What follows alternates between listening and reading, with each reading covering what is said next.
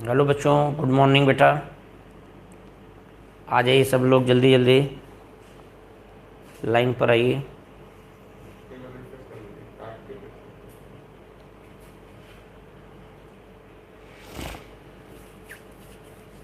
कल स्टार्ट किया था हम लोगों ने, कल हम लोगों की जो बात चली थी, जो कि इंथैल्पी के बारे में डिस्कशन किया था। आज बात आगे बढ़ा रहे हैं, ज़रा से देखना मार्कर।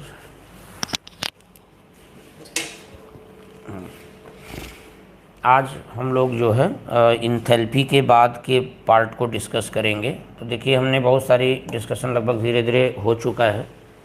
पहले तो मैं शुरू किया था, कुछ जनरल टर्मिनोलॉजी आपको बताया, फिर उसके बाद फर्स्ट लॉ उसकी डिस्कशन हुआ, इंटरनल एनर्जी के बारे में बात हुई, फिर मैंने इंथैल्पी भी कल डिस्कशन किया। आज एंट्रोपी के बारे में थोड़ा बताऊँ। कल जो डिस्कशन हुआ था, हमें लग रहा है कि आपको यदि रिवाइज किया होगा तो समझ में भी आ जाएगा। बहुत जो है क्वेश्चन वहाँ से पूछे जाते हैं। ये देखिए इंथैल्पी का, ये देखो बेटा, ये पार्ट रहा होगा जो आपको पढ़ना था। जैसा कि मैंने कुछ क्वेश्चन भी आपको करा दिए थे। ये देखो इंथैल्पी पूरा हमने कल बता दिया था, ये इंथैल्पी के बारे में। ठीक है, आज ये कंप्लीट होने के बाद अब हम लोग चलेंगे एक नए आर्टिकल पे, एंट्रोपी के बारे में। अच्छा, एंट्रोपी पढ़ने से पहले हम बात कर रहे हैं एंट्रोपी वगैरह की ज़रूरत क्यों आई। एक्चुअली ये सब एक हाइपोथेटिकल कॉन्सेप्ट है। एंट्रोपी वगैरह जो है ये सब एक काल्पनिक बातें हैं। तो कहने का मतलब ये है कि जैसे हाइब्रिडाइजेशन आप पढ़ते हैं तो कहते हैं कि इमेजिनरी है, काल्पनिक चीज़ें हैं, तो उसी तरीके से है। तो यहाँ पर हम लोग जो आज बात करने चल रहे हैं बेटा, वो है हमारा एंट्रोपी के बारे में। और उसके पढ़ने से पहले थोड़ा सा हम पहले डिस्कशन करेंगे, दो बात बताएंगे। जैसा कि कल मैंने स्टार्ट किया था कि स्पॉन्टेनियस और नॉन स्पॉन्टेनियस की बात कर रहा हूँ। एक तो बात आएगी स्पॉन्टेनियस और नॉन स्पॉन्टेनियस। ठीक है, नॉन स्पॉन्टेनियस। स्पॉन्टेनियस प्रोसेस क्या है? कहना कि प्रोसेस विच अकर, जो अपने आप हो जाए, वो स्पॉन्टेनियस है। जो अपने आप ना हो, नॉन स्पॉन्टेनियस है। बड़ी सिंपल सी बात करें यदि, तो स्पॉन्टेनियस का मतलब ये प्रोसेस जो कि which has tendency to occur, which has tendency to occur. Spontaneous के लिए बात करें तो कहना विच हैज़ टेंडेंसी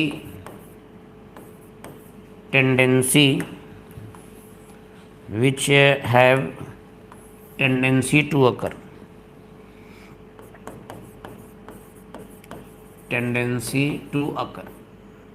ठीक है। और नॉन स्पॉन्टेनियस के बारे में भी बात करें तो कहना which have no tendency to occur, जो अपने आप होने की जो है पॉसिबिलिटी जिसमें नहीं होती है। अच्छा, स्पॉन्टेनियस के बारे में यदि और बात करें तो कहना कि स्पॉन्टेनियस प्रोसेस जो होते हैं, जैसे कि कोई प्रोसेस यदि स्पॉन्टेनियस है तो उसको या तो वह स्वतः हो रहा होगा, या तो फिर क्या करना होगा कि उसको थोड़ा सा पुश करना पड़ेगा, थोड़ा सा उसको इनिशिएट कराना पड़ेगा। तो इनिशिएट कराने के बाद वो प्रोसेस फिर चलने लगेगा। या फिर कह रहा है कि कुछ कंडीशन गिवन हो। कल बताया था स्पॉन्टेनियस के बारे में। तो स्पॉन्टेनियस की तीन बातें तो ज़रूर दिमाग में रखना कि या तो प्रोसेस इटसेल्फ होगा, खुद होगा, उसमें कोई किसी की ज़रूरत नहीं पड़ेगी, या तो फिर ज़रूरत पड़ेगी भी तो केवल इनिशिएट कराने की ज़रूरत पड़ेगी, सिर्फ इनिशिएशन की आवश्यकता होगी। जैसे आपने इनिशिएट करा दिया, प्रोसेस चलने लगा। जैसे इधर देखिए, इटसेल्फ का मतलब ये हुआ कि जैसे आप कहते हैं कि जो चार्ज है, charge flow from high potential से लो पोटेंशियल, पोटेंशियल का डिफरेंस आप क्रिएट करिए। और चार्ज कहाँ से कहाँ जाएगा? हाई पोटेंशियल से लो पोटेंशियल जाएगा। यदि कोई आप साल्ट ले लीजिए, NaCl ले लो, नमक ले लो, पानी में डाल दो, तो नमक पानी में ऐसे आप डालेंगे तो अपने आप क्या होगा? डिजॉल्व हो जाएगा। उसमें आपको कुछ नहीं करना। चीनी को पानी में डालिए, अपने आप डिजॉल्व हो जाएगा। तो ये सब स्पॉन्टेनियस पे ना, उसको इनिशिएट कराने की भी जरूरत नहीं। बस सीधे साल्ट को या नमक को या पानी उसको शुगर को पानी में आप डाल दीजिए तो वो अपने आप जो है डिजॉल्व हो जाएगा, घुल जाएगा। तो ये तो हो गया इटसेल्फ, अपने आप हुआ। हाँ, एक बात आता है इनिशिएशन कराना हो, जैसे मान लो मीथेन है, उसका ऑक्सीडेशन कराना है, तो इसको थोड़ा सा इग्निशन कराना पड़ेगा आपको। तो थोड़ा सा शुरुआत करा दीजिए, मीथेन का इग्निशन कराइए, ऑक्सीडेशन कराइए, तो पता लगा कि ऑक्सीडेशन के बाद कार्बन डाइऑक्साइड और वाटर प्रोड्यूस हो जाएगा। ठीक, तो यहाँ पे इनिशिएशन कराने की जरूरत है। या कैंडल को जलाना है, तो कैंडल अपने आप तो जलेगा नहीं, जला के इनिशिएट आपने कर दिया, छोड़ दिया, वो जलने लगे। हाँ, एक है कि गिवन कंडीशन, गिवन कंडीशन की बात कहाँ पर आपको दिखेगी, जैसे हमने कहा कि आइस को मेल्ट करना है, तो आइस की जो मेल्टिंग होती है बेटा, तो आइस जैसे 0 डिग्री का आइस है, मान लो आइस हमारा 0 डिग्री पर है, तो क्या इसको यदि -10 डिग्री पर रख दिया जाए तो क्या ये मेल्ट होगा? नहीं। अरे 0 डिग्री का आइस है, यदि उसको -10 डिग्री पर रखेंगे तो मेल्ट ही नहीं होगा। हाँ, यदि इसको 4 डिग्री या 10 डिग्री 15 डिग्री पर रख दिया जाए तो मेल्ट हो जाएगा। तो ये है कि कंडीशन कैसा है वो भी जरूरी है। तो कहने का मतलब 3 बातें स्पॉन्टेनियस के लिए दिमाग में रखना है। स्पॉन्टेनियस प्रोसेस वे होते हैं जो कि अपने आप होते हैं, जिसमें हमें बाहर से कोई एनर्जी नहीं देनी पड़ती, कोई एक्सटर्नल इफर्ट नहीं लगाना पड़ता। हाँ, नॉन स्पॉन्टेनियस प्रोसेस क्या है, इधर देख लीजिए। तो नॉन स्पॉन्टेनियस प्रोसेस वे होते हैं बेटा जिसमें मैंने कहा कि ऐसा प्रोसेस जो कि अपने आप ना हो, which do not occur itself, जो अपने आप ना हो या उनको इनिशिएट कराने पर भी ना हो। तो कैसे होगा? ऐसा नहीं कि नॉन स्पॉन्टेनियस प्रोसेस होते ही नहीं, होते हैं, तो उसके लिए क्या होगा कि एक्सटर्नल एनर्जी प्रोवाइड करना पड़ेगा। तो यदि नॉन स्पॉन्टेनियस प्रोसेस को कंटिन्यू रखना है तो आप कहना कि कंटिन्यू, उसमें आपको एक्सटर्नली एनर्जी देना पड़ेगा। तो ये बड़ी इंपॉर्टेंट बात है कि आपको उसमें कंटिन्यूअस एनर्जी प्रोवाइड करना पड़ेगा, कंटिन्यूअस एनर्जी उसमें देना पड़ेगा, तब जा कर के वो प्रोसेस हमारा कंप्लीट हो जाएगा। जैसे पानी को आपको नीचे से ऊपर ले जाना, तो क्या होगा कि आप मोटर के द्वारा ऊपर से नीचे ले जाते हैं, नीचे से ऊपर ले जाते हैं, तो उसमें क्या है, आप इलेक्ट्रिसिटी, भाई मोटर लगाया, पंप चलाएंगे, पानी नीचे से ऊपर जा रहा है, इसका मतलब लगातार उसको इलेक्ट्रिसिटी दिया जा रहा है, एनर्जी दी जा रही है, तब वो प्रोसेस हो पा रहा है। तो कहने का मतलब नॉन स्पॉन्टेनियस, तो खैर टर्मिनोलॉजी खुद बता रहा है कि स्पॉन्टेनियस जो स्वतः हो जाए, नॉन स्पॉन्टेनियस जो स्वतः न हो, ये सारी बात। अब एक बात आती है कि बेटा क्राइटेरिया ऑफ स्पॉन्टेनियस, या एक हेडिंग में डाल रहा हूँ, ध्यान से सुनना, क्राइटेरिया फॉर स्पॉन्टेनियस। स्पॉन्टेनियस के लिए क्राइटेरिया क्या होते हैं, तो कहना यहाँ पर। अच्छा, एक बात और बताऊंगा कि जो फर्स्ट लॉ ऑफ थर्मोडायनेमिक्स था वो केवल ये बताता था लॉ ऑफ कंजर्वेशन या एनर्जी ऑफ कंजर्वेशन के बारे में बात किया, वो ये नहीं बता पाता था कि नेचर में कौन सा प्रोसेस अपने आप होगा, कौन नहीं होगा, ये नहीं बता पाया। तो उसी के बाद सेकंड लॉ आया जो कि ये बता पाता था कि कौन सा प्रोसेस नेचर में अपने आप होगा, कौन सा प्रोसेस नहीं होगा, किस रिएक्शन का डायरेक्शन फॉरवर्ड होगा, बैकवर्ड होगा, ये सारी बातें सेकंड लॉ से हमने डिफाइन किया। तो सेकंड लॉ यहाँ से स्टार्ट हो रहा है। अब आप ध्यान से एक बात समझना कि स्पॉन्टेनियस के लिए जो क्राइटेरिया है वो 3 क्राइटेरिया है, दिमाग में रखना। स्पॉन्टेनिटी को डिसाइड करने के लिए, किसी प्रोसेस का या किसी रिएक्शन का स्पॉन्टेनियस बिहेवियर बताने के लिए 3 क्राइटेरिया बता रहा हूँ। एक तो है डेल्टा एच जिसको इंथैल्पी चेंज बोलते हैं, एक है डेल्टा एच जिसको एंट्रोपी चेंज बोलते हैं, और एक है डेल्टा जी जिसको हम गिव्स फ्री एनर्जी चेंज बोलते हैं। इसका मतलब ये तीनों जो आपको मैंने पार्ट दिखाया यहाँ पर, delta H, delta S, delta G, ये तीनों स्पॉन्टेनिटी को हमारे डिफाइन करते हैं। जैसे मैंने आपको बात किया कि जैसे कोई सपोज कर, अच्छा एक चीज़ और जान लो कि यहाँ पर जैसे कोई अभिक्रिया कोई है, जैसे मान लो ए से बी बन रहा है और पता लगा इसके बाद एनर्जी भी कुछ रिलीज हो रही है, तो ये अपने आप हो रही है। ए बी में कन्वर्ट हुआ, कुछ एनर्जी रिलीज हुआ, इसका मतलब ये एक्जोथर्मिक प्रोसेस, तो ये अपने आप हो रहा है, स्पॉन्टेनियसली हो रहा है। ए बी में कन्वर्ट हुआ, कुछ एनर्जी रिलीज हो गया, ये स्पॉन्टेनियस फिनोमेना। ठीक, ऐसे बहुत सारे रिएक्शन हैं। जैसे मान लो मीथेन है, उसको ऑक्सीडाइज जब आप कराते हैं तो जितने भी ऑक्सीडेशन प्रोसेस होते हैं जनरली वो एक्जोथर्मिक ही होते हैं। तो मेरे कुल मिला के कहने का मतलब एक्जोथर्मिक प्रोसेस है तो वो जो है स्पॉन्टेनियस प्रोसेस होते हैं। लेकिन ऐसा जरूरी नहीं है कि सारे एक्जोथर्मिक ही केवल स्पॉन्टेनियस होते हैं। लेकिन मोस्ट ऑफ द जितने भी एक्जोथर्मिक पार्ट हैं, रिएक्शन हैं या प्रोसेस हैं, वे सब अपने आप होते हैं। हाँ, कुछ एंडोथर्मिक प्रोसेस भी स्पॉन्टेनियस होते हैं। जैसे जैसे एक बात दिमाग में नोट करके रखना कि जैसे कोई प्रोसेस है, जैसे मैंने कहा आइस है, आइस को हम रख दें बाहर, फ्रिज से आइस निकालिए और एनवायरनमेंट में रख दीजिए तो मेल्ट करके लिक्विड में बदल जाता, वाटर में बदल जाता। तो आइस जो था सॉलिड, ये मेल्ट हो करके H2O लिक्विड बना दी। तो ये प्रोसेस देखो, आइस से वाटर का बनना प्रोसेस कैसा, एंडोथर्मिक। इसका मतलब यहाँ हीट ली जा रही है, एनर्जी ली जा रही है सराउंडिंग से, एटमॉस्फेयर से हीट लेके आइस वाटर में चेंज हो जाएगा। तो ये प्रोसेस हीट ली जा रही है प्रोसेस के दौरान, इसका मतलब ये प्रोसेस हमारा एंडोथर्मिक है। और एंडोथर्मिक का मतलब है कि डेल्टा H पॉजिटिव होगा। और एक खास बात बताएं बेटा कि ये प्रोसेस अपने आप होगा। बाइस आइस को आप वातावरण में रख दीजिए, एनवायरनमेंट में, वो मेल्ट हो जाएगा। इसमें आपको कुछ नहीं करना, वो सराउंडिंग से हीट लेकर के अपने आप मेल्ट हो जाएगा। इसका मतलब ये भी तो देखिए एंडोथर्मिक है फिर भी स्पॉन्टेनियस। जैसे हमने कहा वाटर लिक्विड वाटर जो पॉन्ड में है, तालाब में है, रिवर में जो वाटर हैं वो वेपोराइज भी होते हैं। तो लिक्विड वाटर वेपर बना रहा है, ये अपने आप बनाते हैं। सराउंडिंग से हीट लिया और पता लगा लिक्विड वाटर वेपर में चेंज हुआ, ये भी प्रोसेस एंडोथर्मिक। तो ऐसा नहीं कि एक्सोथर्मिक प्रोसेस ही स्पॉन्टेनियस होते हैं, एंडोथर्मिक प्रोसेस भी स्पॉन्टेनियस। देखिए सारे प्रोसेस एंडोथर्मिक हैं और अपने आप होते हैं। दूसरी बात आगे बढ़ाऊंगा मैं, एक बात और डिस्कशन करूंगा। ये तो चलो हो गया इंथैल्पी के बारे में बताया, ये स्पॉन्टेनिटी को डिफाइन करता है, लेकिन यह 100% एक्यूरेट नहीं है। स्पॉन्टेनिटी किसी अभी प्रोसेस की स्पॉन्टेनिटी बताने के लिए डेल्टा H ही केवल 100% जो है सफिशिएंट नहीं है।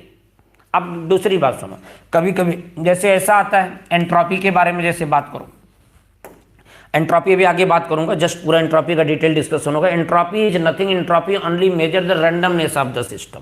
यह सिस्टम के रैंडमनेस को मेजर करता है, ठीक है। जैसे जैसे सुन, जैसे मैंने वही बात किया कि जैसे H2O है, सॉलिड है, माने वही आइस, और ये कन्वर्ट होकर H2O लिक्विड बना रहा है, ठीक है। तो क्या हुआ कि भाई ये प्रोसेस एंडोथर्मिक है। तो एंडोथर्मिक तो हम कहते हैं कि ये भाई एक्सोथर्मिक स्पॉन्टेनिटी को फेवर करता है, एंडोथर्मिक तो फेवर करता नहीं, जबकि ये प्रोसेस एंडोथर्मिक जो है ये स्पॉन्टेनियस प्रोसेस है। तो क्या हो रहा है, यहाँ पे एंट्रोपी इंक्रीज कर रही है। क्यों भाई, आइस है तो उसके मालिक्यूल पास पास हैं या बिल्कुल बंधे हुए हैं, उसमें ज़्यादा रैंडमनेस नहीं है। हाँ, लेकिन जब वो मेल्ट होकर लिक्विड बना तो यहाँ पे एंट्रोपी बढ़ रही है। एंट्रोपी बढ़ रही है मतलब रैंडमनेस बढ़ रहा है। तो रैंडमनेस बढ़ने की वजह से यहाँ पर आप कहना कि ये प्रोसेस स्पॉन्टेनियस।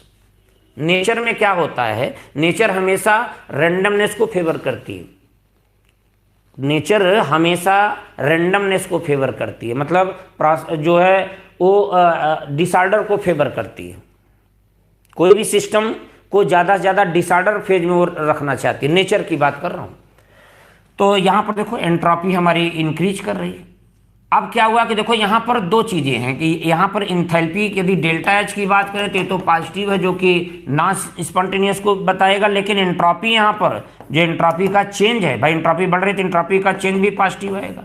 तो जो एंट्रोपी का फैक्टर है वह इसको स्पॉन्टेनियस बता रहा है, जबकि इंथैल्पी जो है पॉजिटिव है, वो नॉन स्पॉन्टेनियस बताना चाहिए। लेकिन यहाँ पर एक बात होता है बेटा कि एंट्रोपी और इंथैल्पी ये दोनों ऐसे फैक्टर हैं जो स्पॉन्टेनिटी को बताते तो हैं, लेकिन ये भी 100% सफिशिएंट नहीं है एंट्रोपी बताने के लिए। कुछ ऐसे भी प्रोसेस हैं जहां पे रिएक्शन की या प्रोसेस की एंट्रोपी बढ़ रही होगी, फिर भी वह पता लगा नॉन स्पॉन्टेनियस। क्यों? क्योंकि वहां इंथैल्पी डिफाइन कर रहा होगा एंट्रोपी को। तो अब एंट्रोपी किसी प्रोसेस की या किसी रिएक्शन की वो देखा जाए, या एंट्रोपी क्या कह लो, प्रोसेस स्पॉन्टेनियस है या नॉन स्पॉन्टेनियस है, उसको कौन डिफाइन करेगा? तो कहना 100% ना तो डेल्टा H डिफाइन कर पाता, ना तो 100% डेल्टा H डिफाइन कर पाता। हाँ, इन दोनों में जो ज़्यादा होगा, जो भारी पड़ जाएगा, कहना वही बता देगा कि भाई प्रोसेस स्पॉन्टेनियस है या नॉन स्पॉन्टेनियस है। और इन दोनों को कंपाइल करके हम एक बात अभी आगे पढ़ेंगे, डेल्टा G ये 100% किसी प्रोसेस के या किसी रिएक्शन के बारे में बताता है कि ये स्पॉन्टेनियस होगी या प्रोसेस या नहीं होगी। तो मतलब जो 100% एक्यूरेट बताने वाला जो फैक्टर है वो डेल्टा G है, जो कि बता पाएगा कि कोई प्रोसेस या कोई अभिक्रिया स्पॉन्टेनियस है नॉन स्पॉन्टेनियस। तो खैर आइए हम लोग जो बात करना चाह रहे हैं वो यहाँ पर कि एंट्रोपी क्या है, पहले तो आज ये सीख लेते हैं एंट्रोपी क्या है। तो एंट्रोपी को बेटा हम S से डिनोट करते हैं, एंट्रोपी इज नथिंग, मैंने पहले बोला एंट्रोपी कुछ नहीं है, it only measure the randomness of the system, ये only measure the randomness of the system, ये किसी सिस्टम के रैंडमनेस को मेजर करती है, ये एंट्रोपी हम कहते हैं। और इसका मतलब entropy directly proportional to randomness होता है। इसका मतलब बेटा एक बात दिमाग में रखना कि रैंडमनेस या इसी को डिसऑर्डर बोल सकते हैं, डिसऑर्डर, जितना ज़्यादा डिसऑर्डरनेस होगा कहना कि एंट्रोपी उतनी ज़्यादा होगी, ये बात दिमाग में। कोई सिस्टम है उसके अंदर जैसे दो अलग अलग सिस्टम है, देखना कि जिस सिस्टम की एंट्रोपी के अंदर रैंडमनेस ज़्यादा होगा उस सिस्टम की एंट्रोपी ज़्यादा होगा। ठीक है, तो आइए बात करते हैं कि पहली बात तो ये अभी मैंने बोला था कि एंट्रोपी या जो नेचर है वो हमेशा रैंडमनेस को फेवर करती है। जो नेचर है बेटा ये दिमाग में रखना कि नेचर ऑलवेज फेवर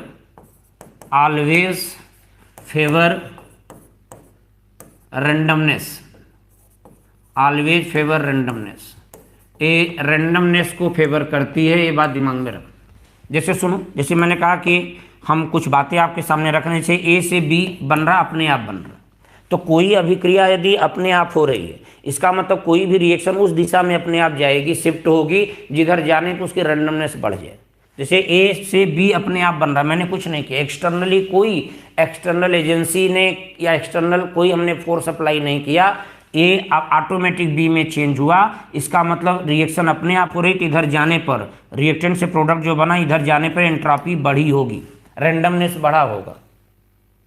और यदि कोई प्रोसेस अपने आप हो रहा है इसका मतलब प्रोसेस स्पॉन्टेनियस है। तो देखो प्रोसेस यदि स्पॉन्टेनियसली हो रहा है, ए से बी अपने आप बन रहा है, तो रैंडमनेस बढ़ रहा है। इसका मतलब आप ये कहना कि यदि रैंडमनेस बढ़ेगा इट मींस वो प्रोसेस स्पॉन्टेनियस हो। देखिए ए से बी यदि कन्वर्ट अपने आप हुआ है, इसका मतलब मैंने कहा कि इधर आगे जाने पर एंट्रोपी बढ़ी है, एंट्रोपी बढ़ी है, इसका मतलब ये प्रोसेस स्पॉन्टेनियस है, डिसऑर्डरनेस बढ़ा। तो कहने का मतलब यदि कोई प्रोसेस अपने आप हो रहा है, एंट्रोपी बढ़, अच्छा एंट्रोपी बढ़ रही है तो बताओ एंट्रोपी का चेंज निकाला जाए तो क्या आएगा, पॉजिटिव है। भाई यहाँ एंट्रोपी कम थी, ए से बी में बदला, एंट्रोपी बढ़ गई, और हमने कहा नेचर हमेशा जो है रैंडमनेस को फेवर करता है, तो ए से बी बना, एंट्रोपी बढ़ी तो एंट्रोपी का चेंज यदि निकाला जाए तो फाइनल माइनस इनिशियल करना, या प्रोडक्ट माइनस रिएक्टेंट करके एंट्रोपी का चेंज निकालते हैं तो पॉजिटिव आ गया। यदि इसका मतलब एंट्रोपी का चेंज, यदि किसी अभिक्रिया के एंट्रोपी चेंज निकाला जाए पॉजिटिव आ जाए, इसका मतलब हो गया कि वह प्रोसेस स्पॉन्टेनियस है या वह रिएक्शन स्पॉन्टेनियस। हाँ, कोई ऐसा अभिक्रिया आ जाए, जैसे मैंने कहा कि चलो दूसरा अभिक्रिया लेता हूँ, दूसरा एग्जाम्पल ले रहा हूँ कि जैसे माना कि एक एग्जाम्पल मैं यहाँ पे लिख रहा हूँ, सपोज करो कि ये रिएक्शन है एक्स से वाई बन रहा है, और यह रिएक्शन हम अपने आप नहीं हुआ, ये हमें कराना पड़ा, बाहर से एनर्जी दे करके कराना पड़ा। तो इसका मतलब कोई प्रोसेस यदि मैं बाहर से एनर्जी दे के करा रहा हूँ, इसका मतलब ये जिधर जाएगी उधर एंट्रोपी घट जाएगी। एक्स से यदि वाई बन रहा, मैं अपने आप नहीं बन रहा, मैंने फोर्सली ऐसा किया, कुछ एनर्जी वगैरह प्रोवाइड किया, एक्स से वाई बना, इट मीन्स इधर जाने पर प्रोडक्ट साइड में एंट्रोपी घटेगी, और एंट्रोपी घटेगी इसका मतलब एंट्रोपी पहले ज़्यादा थी, बाद में जो है डिसऑर्डरनेस घटा है, तो इसका मतलब एंट्रोपी का यदि चेंज निकाला जाए तो यहाँ पर निगेटिव आएगा। और यदि किसी रिएक्शन का या किसी प्रोसेस का एंट्रोपी चेंज निगेटिव है, इसका मतलब हुआ कि वो नॉन स्पॉन्टेनियस प्रोसेस। और तीसरे नंबर पे बेटा एक बात याद रखना, ये तो दूसरा एग्जाम्पल हो गया। तीसरे नंबर पे यदि हम एग्जाम्पल पे बात करें तो कहना, जैसे मान लो कोई रिवर्सिबल रिएक्शन है, सपोज करो कि ए से बी बन रहा है, बी से ए भी बन रहा है, दोनों तरफ रिएक्शन ऑटोमेटिक चल रहा है।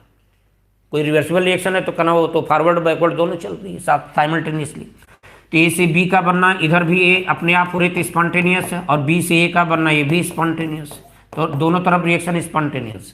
तो कभी भी रिवर्सिबल कोई रिएक्शन हो या कोई रिवर्सिबल थर्मोडायनेमिक प्रोसेस हो तो इसका जो एंट्रोपी का चेंज आता है वो जीरो होता है, एंट्रोपी का चेंज होगा जीरो। हाँ, कोई भी रिवर्सिबल प्रोसेस, रिवर्सिबल आइसोथर्मल हो, रिवर्सिबल एडियाबेटिक हो, रिवर्सिबल आइसोकोरिक हो, रिवर्सिबल आइसोबेरिक हो, रिवर्सिबल प्रोसेस है तो पूरे सिस्टम का जो है पूरा ये यदि हम ओवरऑल टोटल एंट्रोपी चेंज यदि निकालें तो एंट्रोपी चेंज जीरो आएगा।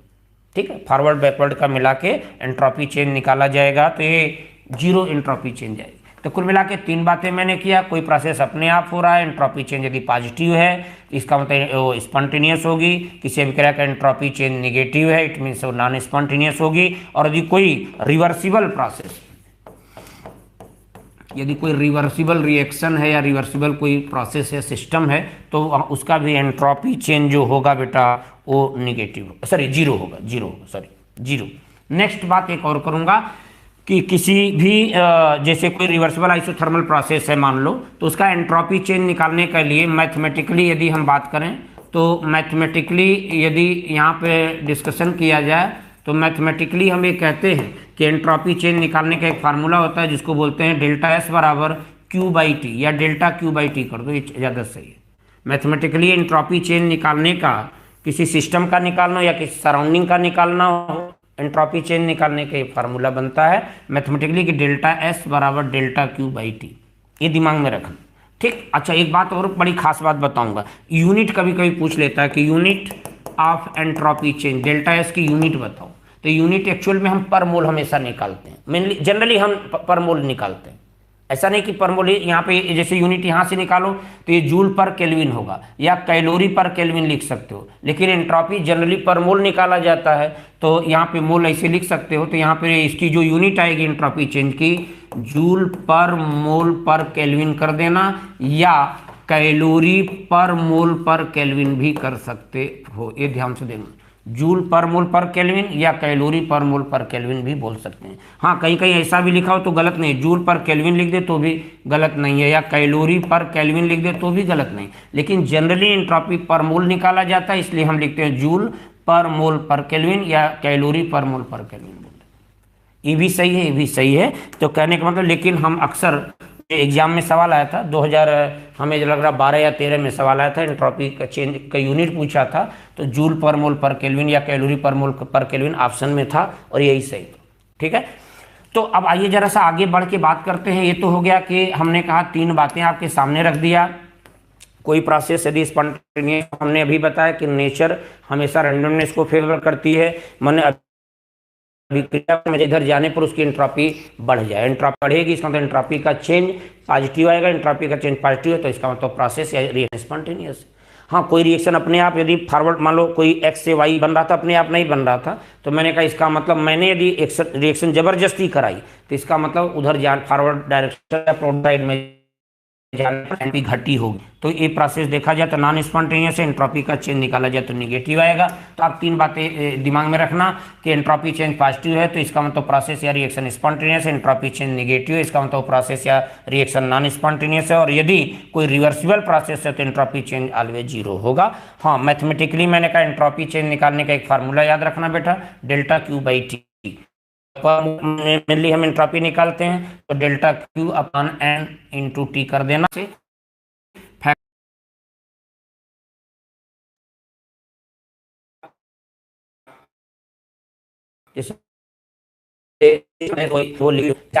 बढ़े। कोई आयरन ले लो, आयरन का टुकड़ा, उसकी एंट्रोपी बढ़ी और एंट्रोपी में डायरेक्ट रिलेशन होता है। टेम्परेचर बढ़ा, अच्छा तो एंट्रोपी निकाला, फिर 500 पे था तब निकाला तो देखा कि टेम्परेचर बढ़ाने पे एंट्रोपी बढ़ गई, और एंट्रोपी बढ़ गई तो एंट्रोपी का चेंज निकाला जाए तो ये पॉजिटिव आएगा। इसका मतलब टेम्परेचर बढ़ाने पे एंट्रोपी बढ़ती है और एंट्रोपी इंक्रीज करेगी, एंट्रोपी इंक्रीज करेगी। हाँ, दूसरी बात ये करूंगा कि एंट्रोपी, ये तो हो गई टेम्परेचर के बारे में बताया। हाँ, एंट्रोपी ये जो होता है बेटा, कह सकते हैं कि ये डायरेक्टली प्रोपोर्शनल टू वॉल्यूम होता है। किसी सिस्टम का वॉल्यूम, जैसे मान लो कंटेनर में गैस है, कंटेनर का वॉल्यूम थोड़ा बढ़ा दो तो गैस तो उतना ही है, गैस मैंने बाहर से नहीं डाला, अमाउंट ऑफ जो गैस है वो कांस्टेंट है, लेकिन वॉल्यूम बढ़ा दिया। और वॉल्यूम यदि बढ़ गया तो क्या हुआ कि वही गैस का रैंडमनेस और बढ़ जाएगा, क्योंकि ज़्यादा वॉल्यूम मिल गया तो ज़्यादा वो डिसऑर्डर हो जाएगा, गैस के मालिक्यूल ज़्यादा इधर उधर करेंगे, और जितना ज़्यादा रैंडमली मूव करेंगे उतना ज़्यादा रैंडमनेस होगा, और रैंडमनेस जितना ज़्यादा होगा एंट्रोपी उतनी ज़्यादा होगी। इसका मतलब एंट्रोपी वॉल्यूम के डायरेक्ट रिलेशन में होता है। हाँ, एक बात और भी बोलूँगा, एंट्रोपी डायरेक्टली प्रोपोर्शनल एरिया के होगा। वही एरिया जितना ज़्यादा मिलेगा, जैसे मान लो कोई कंटेनर है उसका एरिया बढ़ा दो तो एरिया जितना ज़्यादा होगा गैस के मालिक्यूल उतना ज़्यादा रैंडमली मूव करेंगे, और जितना ज़्यादा रैंडमली मूव करेंगे एंट्रोपी उतनी ज़्यादा होगी। तो कहने का मतलब ये सब कुछ फैक्टर हैं जो कि एंट्रोपी को प्रभावित करते हैं। अब वो डायरेक्ट हैं कि इनडायरेक्ट है वो आपको बता रहा हूँ। तो एक तो बताया कि एंट्रोपी टेम्परेचर बढ़ाने पे बढ़ती है, टेम्परेचर के डायरेक्टली होती है। वॉल्यूम सिस्टम का बढ़ा दिया जाए तो एंट्रोपी बढ़ जाएगी सिस्टम की, और यदि एरिया बढ़ाया जाए सिस्टम का तो एंट्रोपी बढ़ जाएगी सिस्टम की। हाँ, यदि मैं आपको बात करूँ कि entropy inversely proportional to pressure होता है। मान लो कोई कंटेनर, ध्यान से सुनना बेटा, एक कंटेनर है, इसमें मोल ऑफ गैस कांस्टेंट है, गैस का जो मोल है वो कांस्टेंट है। मोल हमने गैस बाहर से न अंदर डाला नहीं, सिस्टम हमारा जो है इसमें number of mole of gas constant है। अब मैंने क्या किया, ध्यान से सुनना, ये पूरा पिस्टन लगा हुआ है, मान लो कंटेनर है, इसमें n मोल गैस है, गैस का मोल कांस्टेंट कर दिया। अब क्या करें, प्रेशर बढ़ाओगे तो प्रेशर बढ़ाने का मतलब क्या है, वॉल्यूम घट जाएगा, वॉल्यूम घट जाएगा तो एंट्रोपी घट जाएगी। इसका मतलब प्रेशर और एंट्रोपी में इनवर्स रिलेशन होता है कि प्रेशर घटाने पर एंट्रोपी बढ़ती है। यदि किसी सिस्टम के ऊपर प्रेशर घटा दिया जाए, देखो घटाने का मतलब प्रेशर घटाओगे तो क्या होगा, पिस्टन ऊपर जाएगी, और ऊपर जाएगी इसका मतलब क्या, वॉल्यूम बढ़ेगा, और वॉल्यूम बढ़ेगा तो एंट्रोपी बढ़ जाएगी। तो प्रेशर और एंट्रोपी में इनवर्स रिलेशन होती है। ठीक है बेटा, चलिए अब बात आती है कि हम बात करें नंबर ऑफ पार्टिकल पे डिपेंड करते हैं एंट्रोपी। ध्यान से सुनना, या कहना कि एंट्रोपी, एक बात लिख रहा हूँ बहुत इंपॉर्टेंट बात है कि entropy is a extensive property. Entropy एक एक्सटेंसिव प्रॉपर्टी।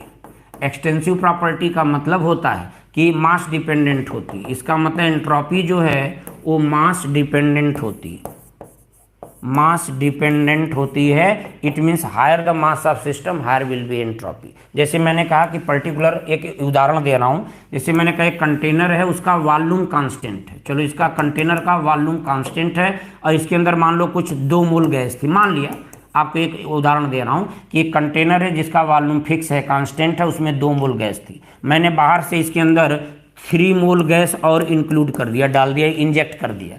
3 मोल गैस इसके अंदर और इंजेक्ट किया, डाला। तो अब बताओ, पहले इसमें 2 मोल गैस थी, वी वॉल्यूम का कंटेनर था, उसमें 2 मोल गैस थी। अब वॉल्यूम अभी भी कांस्टेंट है, बट 3 मोल गैस और डाल दिया, तो अब पता लगा इसमें टोटल गैस का मोल 5 मोल हो जाएगा। तो इसका मतलब सिस्टम का क्या हुआ, मोल बढ़ गया, माने मास बढ़ गया, तो सिस्टम का मास बढ़ेगा, इट मीन्स एंट्रोपी बढ़ जाएगी। क्योंकि आगे लिखा है कि ऊपर मैंने कि एंट्रोपी एक्सटेंसिव प्रॉपर्टी है, मास डिपेंडेंट होती है, मास बढ़ेगा, higher the mass of system higher will be entropy. ठीक है, तो ये है बात, फिर से समझ लो भाई। एक कंटेनर है जिसका वॉल्यूम कांस्टेंट है, 2 मोल गैस पहले से थी, इसमें कुछ इसकी एंट्रोपी रही होगी, मैं 3 मोल गैस बाहर से इसमें इंट्रोड्यूस करा दिया, तो 3 मोल गैस जब अंदर और गया तो इसका मतलब टोटल 5 मोल गैस हो गया इस सिस्टम का। तो क्या हुआ कि गैस का मोल बढ़ा, माने अंदर मास सिस्टम का बढ़ा, और सिस्टम का यदि मास बढ़ गया तो इसका मतलब एंट्रोपी बढ़ जाएगी। ये बात दिमाग में। हाँ, इसका मतलब, अच्छा दूसरी बात, अब एक बात और करूंगा कि एंट्रोपी जो है, कई फैक्टर बता रहा हूं, ध्यान से समझ। अब जैसे कोई भी डिसोसिएशन रिएक्शन है, जैसे सपोज करो कि ये एसिटिक एसिड है, CH3COH को लिया हमने एक्वस में डाल दिया, ये टूट गया, और पता लगा कि बना दिया CH3CO- रहा है, ब्रेक हो रहा है। तो डिसोसिएशन के बाद क्या हुआ, पार्टिकल की संख्या बढ़ेगी। अच्छा, जितने ज्यादा पार्टिकल होंगे रैंडमनेस उतनी ज्यादा होगी, और रैंडमनेस जितनी ज्यादा होगी एंट्रोपी उतनी ज्यादा होगी। इसका मतलब डिसोसिएशन के बाद एंट्रोपी हमेशा बढ़ती है। देखो इधर एक ही पार्टिकल था, इधर 2 पार्टिकल, 2 आयन है माने 2 पार्टिकल। तो नंबर ऑफ पार्टिकल पे भी डिपेंड करती है, higher the number of particle higher will be entropy. हम एक बात बोल रहे हैं, बड़ी इंपॉर्टेंट बात। हाँ, लेकिन कंटेनर का वॉल्यूम कांस्टेंट रखो और उसमें पार्टिकल की संख्या बढ़ा दो तो एंट्रोपी बढ़ जाएगी। तो higher the number of particle, higher the number of particle, higher the number of particle higher will be entropy, higher will be entropy. Entropy उतनी ज़्यादा, एंट्रोपी मतलब ये एस से रिप्रेजेंट करते हैं, एंट्रोपी मैंने नहीं लिखा, एस या लिख लो, पूरी एंट्रोपी लिख दो, हायर विल बी एंट्रोपी। इसी पर एक उदाहरण आता है, बहुत इंपॉर्टेंट सवाल बनता है। जैसे एक का एक उदाहरण आता है, एक हम पार्ट यहाँ पर नोट का दिमाग में रखना, जरा से इसको याद रखना, एक बार सवाल AIPMT का आया है। जैसे एग है, एग को क्या करते हैं, एग के अंदर जो है प्रोटीन सब्सटेंस होता है इसके अंदर, और ये लिक्विड फॉर्म में होता है। और इसी एग को यदि बॉयल कर दिया जाए तो बॉयल कर देने के बाद क्या होगा कि ये एग के अंदर जो कंटेंट होता है वो सॉलिडिफाई हो जाता है। एग के अंदर का जो कंटेंट था, ध्यान से सुनना, पहले इसमें लिक्विड कंटेंट था, अब वो सॉलिडिफाई हो गया। तो देखो देखा जाए तो अभी मैं बात करूंगा कि फेज के जब बेस पर बात करूंगा कि on the basis of phase यदि एंट्रोपी बताना है तो गैस की एंट्रोपी सबसे ज़्यादा, उससे कम लिक्विड की, उससे कम सॉलिड की। क्यों? क्योंकि गैस के मालिक्यूल के बीच रैंडमनेस ज़्यादा होता है, वो ज़्यादा जिग-जैग इधर उधर करते हैं। तो उनका रेंडमनेस जहाँ ज़्यादा, एंट्रोपी ज़्यादा। इसका मतलब गैस की एंट्रोपी जो है ज़्यादा होगी लिक्विड से, लिक्विड की एंट्रोपी ज़्यादा होगी सॉलिड से। तो देखो यहाँ पे पहले लिक्विड कंटेंट था, बॉयल करते हैं तो उसके अंदर का कंटेंट सॉलिडिफाई हो गया। हमारे समझ से तो एंट्रोपी घटनी चाहिए, क्योंकि लिक्विड से सॉलिड हुआ तो सॉलिड का एंट्रोपी लिक्विड से कम होती है, लेकिन यहाँ पे एंट्रोपी बढ़ जाती है। क्यों बढ़ जाती है? एक्चुअल में इसमें प्रोटीन कंटेंट होता है, और प्रोटीन के बारे में आप जानते हैं, प्रोटीन एक पॉलीमर है, वह एक मोनोमर से बनता है जिसको बोलते हैं एमिनो एसिड। तो बहुत सारे एमिनो एसिड आपस में पेप्टाइड बॉन्ड से जुड़ करके प्रोटीन बनाते हैं, जेड मॉलिक्यूल है प्रोटीन। तो क्या होता है कि एमिनो एसिड के जो मॉलिक्यूल आपस में जुड़े होते हैं पेप्टाइड बॉन्ड से, हाई टेम्परेचर पर क्या होता है, डीनेचर्ड हो जाते हैं। डीनेचर्ड का मतलब पेप्टाइड बॉन्ड जो होता है, एमिनो एसिड जो आपस में जुड़े होते हैं जिस बॉन्ड से, वो बॉन्ड ब्रेक हो जाता है। और बॉन्ड ब्रेक हो जाने से क्या होगा, इसमें नंबर ऑफ पार्टिकल इंक्रीज कर जाते हैं। और मैंने कहा पार्टिकल जितना ज़्यादा होगा डेफिनेट वॉल्यूम में, वॉल्यूम तो वही है, अंडे का वॉल्यूम थोड़ी बढ़ जाएगा। तो देखो डेफिनेट वॉल्यूम में पार्टिकल बढ़ गया, पार्टिकल बढ़ गया तो एंट्रोपी बढ़ जाएगी। तो वही मैंने यहाँ लाइन बोला था कि higher the number of particle higher will be entropy. It means यहाँ से आप उदाहरण देख के समझ सकते हैं। तो नोट का पॉइंट है, याद रखना कि एग को बॉयल करने के बाद उसके अंदर का कंटेंट्स लिक्विड से सॉलिडिफाई होता है, एंट्रोपी घटना चाहिए, बट एंट्रोपी बढ़ जाती है। कारण कोई पूछे तो कारण यही है कि इसमें पार्टिकल की संख्या बढ़ गई। तो higher the number of particle higher will be entropy. Particle की संख्या बढ़ी कैसे? तो कहना एमिनो एसिड जो आपस में पेप्टाइड बॉन्ड से जुड़े थे, हाई टेम्परेचर पर वो बॉन्ड ब्रेक हो जाता है। इस फेनोमेना को डीनेचर्ड प्रोसेस बोलते हैं। और बॉन्ड ब्रेक होने से पार्टिकल की संख्या इसमें बढ़ गई, इंक्रीज हो गई, इस वजह से एंट्रोपी बढ़ जाती है। अब आइए बेटा और बात करता हूं, जैसे फेज की ही बात कर लो। एक बात आती है on the basis of phase, यदि एंट्रोपी की बात करें on the basis of phase, phase के बेस पर यदि हम बात करें तो गैस फेज यदि है, कोई सब्सटेंस गैसियस फेज में है या लिक्विड फेज में है या सॉलिड फेज में है, तो यदि हम बात करें तो गैस की एंट्रोपी लिक्विड से ज़्यादा होगी, लिक्विड की सॉलिड से ज़्यादा होगी। जैसे हमने कहा वाटर वेपर ले लो, तो वाटर वेपर की एंट्रोपी लिक्विड वाटर से ज़्यादा होगी, लिक्विड वाटर की एंट्रोपी आइस से ज़्यादा होगी। तो ठीक है, तो इस बात को समझ लेना कि ये है ऑर्डर ऑफ एंट्रोपी। ठीक, और एक बात और सुनो, जैसे कोई केमिकल रिएक्शन आ जाए, सपोज करो, बड़ा इंपॉर्टेंट सवाल बनता है कि entropy change for a chemical reaction. ध्यान से सुनना, एक सवाल यहाँ से बन जाता है, entropy change for a chemical reaction.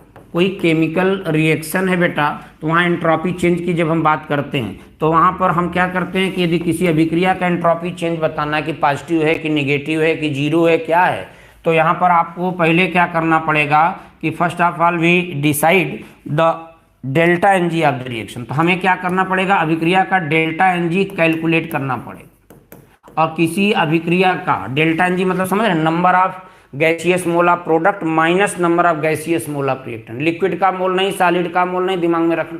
तो डेल्टा एन जी कैलकुलेट करना पड़ेगा। जैसे मैंने पहला केस आपको बताया, सपोज करो किसी अभिक्रिया का यदि delta N G greater than zero है, तो कहना उस अभिक्रिया का एंट्रोपी चेंज जो डेल्टा एस आएगा वो भी ग्रेटर देन जीरो आएगा, मतलब पॉजिटिव आएगा। और जैसे समझ लो, जैसे सपोज करो कि हमने अभिक्रिया ले लिया, आपके सामने यहाँ रख रहा हूँ एग्जाम्पल। सपोज करो कि हमारे सामने एक रिएक्शन आ गया PCl5, PCl5 जो कि गैस है और ब्रेक होकर के बना दिया PCl3 और Cl2, ये भी गैस हैं, ये भी गैस हैं। तो क्या हुआ कि यहाँ पर देखो डेल्टा एन जी पॉजिटिव है, क्योंकि इधर 1 मोल गैस, इधर 2 मोल गैस है। तो इस अभिक्रिया का डेल्टा एन जी निकाला जाए तो 1 आएगा, 1 आएगा। इसका मतलब हुआ कि it means delta N G greater than zero है, जीरो से ज़्यादा है। तो बताओ इस अभिक्रिया का एंट्रोपी चेंज डेल्टा एस क्या होगा, कहना वो भी ग्रेटर देन जीरो होगा, या कहना डेल्टा एस जो होगा वो पॉजिटिव होगा। ग्रेटर देन जीरो का मतलब ही हुआ पॉजिटिव। ठीक है, ये बात। तो कहने का मतलब कोई रिएक्शन दे दे और बोल दे कि भाई इसका एंट्रोपी चेंज क्या होगा, पॉजिटिव होगा कि नेगेटिव होगा कि जीरो होगा, क्या होगा, तो कहना सीधा सीधा आप दिमाग लगा देना कि अभिक्रिया का यदि delta N G greater than zero है तो फिर एंट्रोपी चेंज भी ग्रेटर देन जीरो होगा, इट मीन्स पॉजिटिव होगा।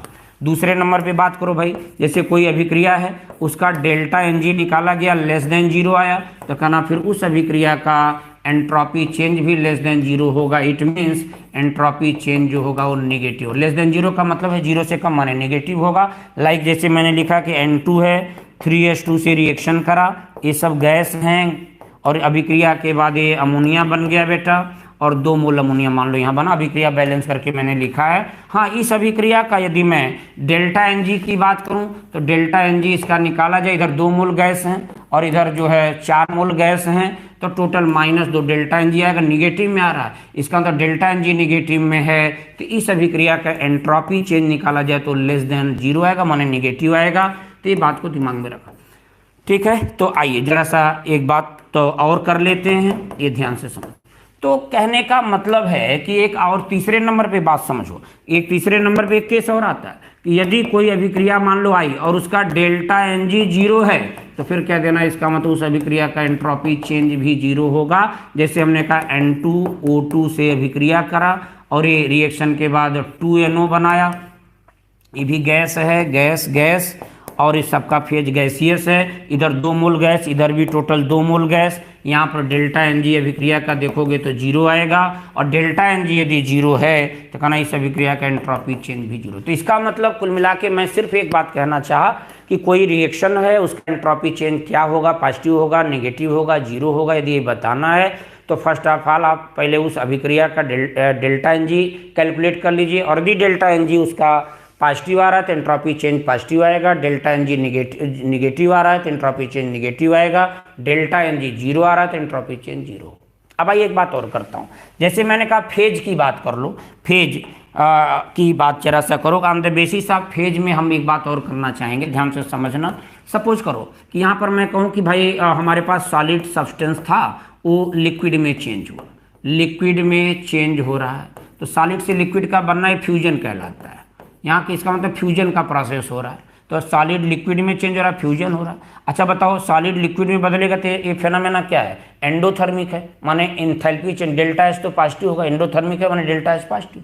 अच्छा, सॉलिड से लिक्विड बना, और अभी मैंने बताया था लिक्विड की एंट्रोपी सॉलिड से ज़्यादा होगी। बताओ, सॉलिड से लिक्विड बना तो एंट्रोपी बढ़ी, एंट्रोपी बढ़ी तो एंट्रोपी का चेंज निकाला जाए तो पॉजिटिव है।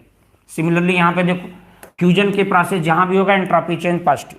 अच्छा, यदि मैंने कहा एक बात और लिखो, जैसे मैंने कहा लिक्विड है, लिक्विड बेटा यह वेपर बना रहा है, मान लो लिक्विड है, वेपराइज हो गया, वेपर का फॉर्मेशन करा, तो लिक्विड से वेपर का बनना वेपोराइजेशन कहलाता है। वेपोराइजेशन का प्रोसेस में देखो जरा, लिक्विड से ज़्यादा एंट्रोपी होगी वेपर की, तो इसका मतलब यहाँ भी एंट्रोपी बढ़ रही है, तो एंट्रोपी का चेंज निकाला जाए तो पॉजिटिव आएगा, ठीक है। हाँ, जैसे मैंने कहा एक टर्म आपने सब्लिमेशन सुना होगा, सब्लिमेशन, जैसे कोई सॉलिड सब्सटेंस है वो डायरेक्ट वेपर फॉर्म में कन्वर्ट हो गया या गैसियस फेज में कन्वर्ट हो गया, तो बताओ सॉलिड का वेपर में चेंज होना, ये क्या हो गया, इसका यहाँ पर सॉलिड से ज़्यादा एंट्रोपी वेपर की होगी, तो यहाँ भी एंट्रोपी चेंज जो होगा वो पॉजिटिव होगा। तो कहने का मतलब तीनों बात देखो, फेज जहाँ चेंज हो रहे हैं कि सॉलिड से लिक्विड बनना एंडोथर्मिक प्रोसेस है, लिक्विड से वेपर का बनना भी एंडोथर्मिक प्रोसेस है, सॉलिड से वेपर का बनना भी एंडोथर्मिक प्रोसेस, ये सारे तीनों प्रोसेस जो मैंने ऊपर लिखे हैं ये सब एंडोथर्मिक है। मतलब इस पूरे तीनों प्रोसेस में हीट इन्वॉल्व होगी, इवॉल्व नहीं इन्वॉल्व होगी, तो प्रोसेस एंडोथर्मिक है। चलो तो हो गई, लेकिन मैं एंट्रोपी की चर्चा कर रहा हूँ, तो आप देखना कि सॉलिड से लिक्विड बनना जब भी बनेगा एंट्रोपी चेंज पॉजिटिव आएगा, लिक्विड से वेपर बन रहा है एंट्रोपी चेंज पॉजिटिव आएगा,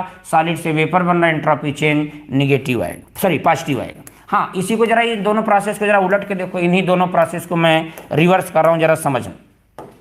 जैसे मैं लिक्विड से सॉलिड बनाऊँ, ध्यान से देखो मैं यहाँ लिख रहा हूँ, जैसे लिक्विड है ये कन्वर्ट होकर सॉलिड बना रहा है, इसको फ्रीजिंग बोलते हैं, फ्रीजिंग बोल दो या सॉलिडिफिकेशन कह दो, इसको हम फ्रीजिंग कह रहे हैं। ध्यान से सुन, यहाँ फ्रीजिंग का प्रोसेस हो रहा है। बताओ, लिक्विड से सॉलिड में कन्वर्जन हो रहा है तो एंट्रोपी निश्चित रूप से डिक्रीज हो रही है, एंट्रोपी डिक्रीज हो रही है तो एंट्रोपी का चेंज निकालोगे फाइनल माइनस इनिशियल करके, एंट्रोपी चेंज यहाँ निगेटिव आएगा। हाँ, यदि इस वाली प्रोसेस को देखो, यहाँ लिक्विड से वेपर बन रहा था, एंट्रोपी बढ़ रही थी क्योंकि रैंडमनेस बढ़ रहा था, वेपर में रैंडमनेस ज़्यादा होगा लिक्विड की तुलना में, लेकिन ये उलट दो, हमने कहा वेपर है और वेपर कन्वर्ट होकर लिक्विड यदि बना रहा है, इट मीन्स वेपर से लिक्विड का बनना एक कंडेंसेशन कहलाता है, और कंडेंसेशन प्रोसेस में एंट्रोपी का चेंज देखा जाए तो निगेटिव है। तो कहने का मतलब बेटा, हम फेज ट्रांसफॉर्मेशन जो हो रहा है, यहाँ पर जो फेज में चेंज हो रहा है, उस आधार पे हम बता सकते हैं कि एंट्रोपी पॉजिटिव है या नेगेटिव है। तो ये भी देख लेना। हाँ, एक बात और बताऊंगा एंट्रोपी के बारे में, कुछ ये सब फैक्टर बता रहा हूँ कि जो एंट्रोपी को प्रभावित करते हैं, वो सब बातें कर रहा हूँ।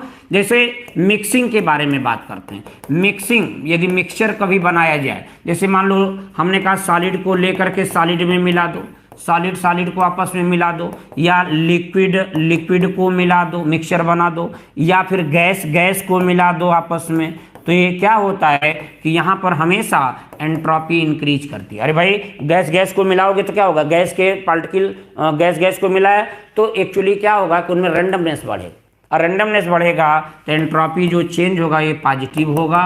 इसका मतलब कुल मिला के मिक्सचर की एंट्रोपी हमेशा बढ़ती है। दो सब्सटेंस को यदि मिक्स कर रहे हैं तो वहाँ पर एंट्रोपी बढ़ेगी, और एंट्रोपी बढ़ेगी तो एंट्रोपी का चेंज जो आएगा वो पॉजिटिव है। तो ये देख लेना, ये सारे के सारे फैक्टर पे मैंने चर्चा किया। हाँ कुछ बातें और हैं, जैसे स्पेशल बातें हैं। स्पेशल में जैसे लिक्विड से सॉलिड एंट्रोपी घटना चाहिए बढ़ती है। कारण क्या है कि जब लिक्विड सॉलिड में चेंज तो हुआ, लेकिन हाई टेम्परेचर पर जो प्रोटीन कंटेंट था डीनेचर्ड हो गया, पार्टिकल बढ़ गया, वहाँ पर बांड सारे टूट गए, पेप्टाइड बांड जो बने थे वो सब एमिनो एसिड के बीच बांड टूट गए, तो पार्टिकल की संख्या बढ़ गई तो एंट्रोपी बढ़ गई। Higher the number of particle higher will be entropy. हाँ बात और भी जैसे मैं आपको करना चाहूँ, ऐसे बहुत सारे स्पेशल मैंने लिख रखा है आपके उसमें, वो देख लेना। हाँ जैसे कि एक दो बात और जैसे कर लो, सपोज करो कि जैसे ग्रेफाइट आ जाए, ग्रेफाइट और डायमंड, ग्रेफाइट और डायमंड में यदि हम कंपेयर करते हैं तो ग्रेफाइट और डायमंड में ग्रेफाइट की एंट्रोपी ज़्यादा होती है डायमंड से, ग्रेफाइट की एंट्रोपी ज़्यादा होती है डायमंड से। हाँ जैसे आपको एक बात कहूँ, जैसे HCl को लिया मैंने एक्वस, उसको एक्वस क्लोराइड का सोल्यूशन था, उसके अंदर HCl aqueous Ag silver ion है, एक्वस सिल्वर आयन का सोल्यूशन है, उसमें HCl डाल दिया। HCl को एक्वस सिल्वर आयन के सोल्यूशन में जब डाला तो पता लगा यहाँ पर AgCl का प्रेसिपिटेट बन जाता है, और जहाँ भी प्रेसिपिटेट का फॉर्मेशन होगा तो क्या होगा, एंट्रोपी घटेगी, तो यहाँ पर एंट्रोपी डिक्रीज कर देती है। और यहाँ पर ये ग्रेफाइट की एंट्रोपी डायमंड से ज़्यादा होती है, ये बात दिमाग में रखना।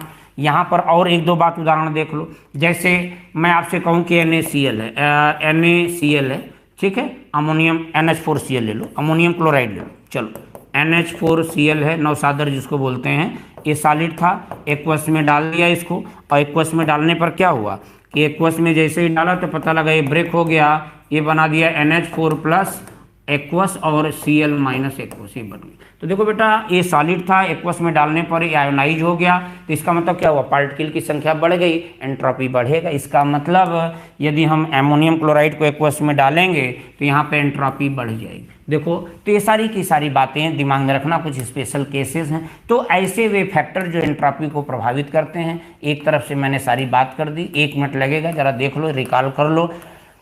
कुछ लोग यदि नहीं आए थे, लेट में आए हैं, तो ज़रा से जल्दी से देख लें कि वे सारे फैक्टर जो एंट्रोपी को प्रभावित करते हैं। तो मैंने कहा एंट्रोपी टेम्परेचर के डायरेक्ट होती है, कारण बताया, क्योंकि टेम्परेचर बढ़ाएंगे काइनेटिक एनर्जी बढ़ेगी, रेंडमनेस बढ़ेगा, एंट्रोपी बढ़ेगी। हाँ ये जैसे यहाँ उदाहरण भी दे दिया आपको, हमने कहा एंट्रोपी वॉल्यूम के डायरेक्ट होती है, एंट्रोपी एरिया के डायरेक्ट होती है। यदि कोई पर्टिकुलर सब्सटेंस मान लो सिस्टम है, उसमें n मोल गैस था मान लो, प्रेशर यहाँ पे घटाएंगे, एंट्रोपी बढ़ जाएगी। क्यों बढ़ जाएगी, मैंने कहा प्रेशर और एंट्रोपी में इनवर्स रिलेशन होता है। और एंट्रोपी एक्सटेंसिव प्रॉपर्टी है, मास डिपेंडेंट होती है, सिस्टम के पास मास जितना ज़्यादा होगा एंट्रोपी उतनी ज़्यादा होगी। उदाहरण दे दिया हमने कहा, जब भी डिसोसिएशन हो रहा होगा तो वहाँ पर एंट्रोपी बढ़ेगी, क्योंकि डिसोसिएशन में पार्टिकल बढ़ता है, पार्टिकल बढ़ेगा तो higher the number of particle higher will be entropy. एक का उदाहरण भी मैंने एक दिया, एक वाला उदाहरण भी दिमाग में रखना। फिर हमने कहा फेज के बारे में जब बात किया, जब फेज में हमने देखा कि गैस फेज का एंट्रोपी ज़्यादा होती है लिक्विड से, लिक्विड की ज़्यादा होती है गैस से।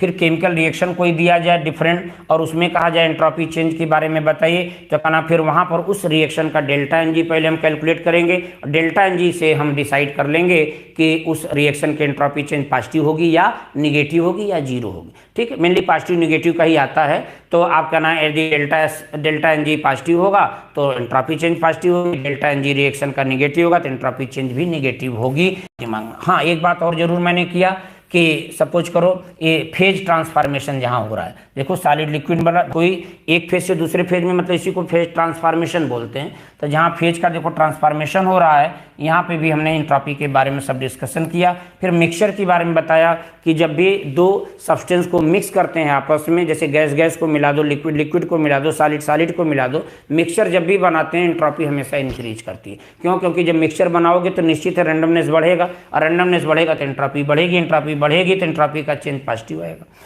उसके बाद मैंने कुछ स्पेशल बातें बता दी, वो देख लेना। हाँ, एक आता है स्ट्रेचिंग ऑफ रबर। रबर को जब स्ट्रेच किया जाता है तो उसकी एंट्रोपी घट जाती है। कारण क्या है कि जब स्ट्रेच करते हो तो उसमें जो अनकॉइल्ड होता है, जो उसके अंदर रबर के अंदर जो है वो क्वाइल्ड सिस्टम जो है अनक्वाइल्ड हो जाता है। तो अनक्वाइल्ड जो है वो जो है रेगुलर पैटर्न होता है एक्चुअल में, तो वो क्या होता है एंट्रोपी वहाँ पे घटती है। तो रबर को स्ट्रेच किया जाए तो वहाँ पे एंट्रोपी डिक्रीज करती है। क्यों? क्योंकि वो डिसऑर्डरनेस कम होता है, और डिसऑर्डरनेस कम होगा तो निश्चित है कि एंट्रोपी भी घटेगी, और एंट्रोपी घटेगी, एंट्रोपी का चेंज निगेटिव आएगा।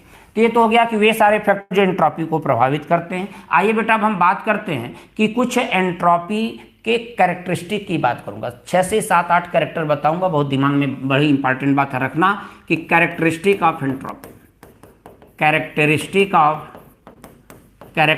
Of entropy.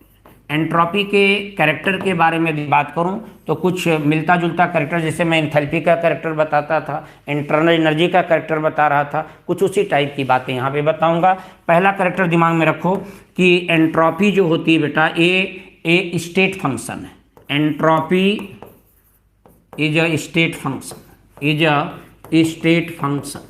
इसका मतलब है कि एंट्रोपी स्टेट फंक्शन है। इट मीन्स आप कह सकते that is depends upon, entropy जो है वो इनिशियल और फाइनल स्टेट पे डिपेंड करती है। मतलब कभी भी किसी सिस्टम का एंट्रोपी चेंज निकालना है तो वह इनिशियल स्टेट और फाइनल स्टेट पे डिपेंड करती है।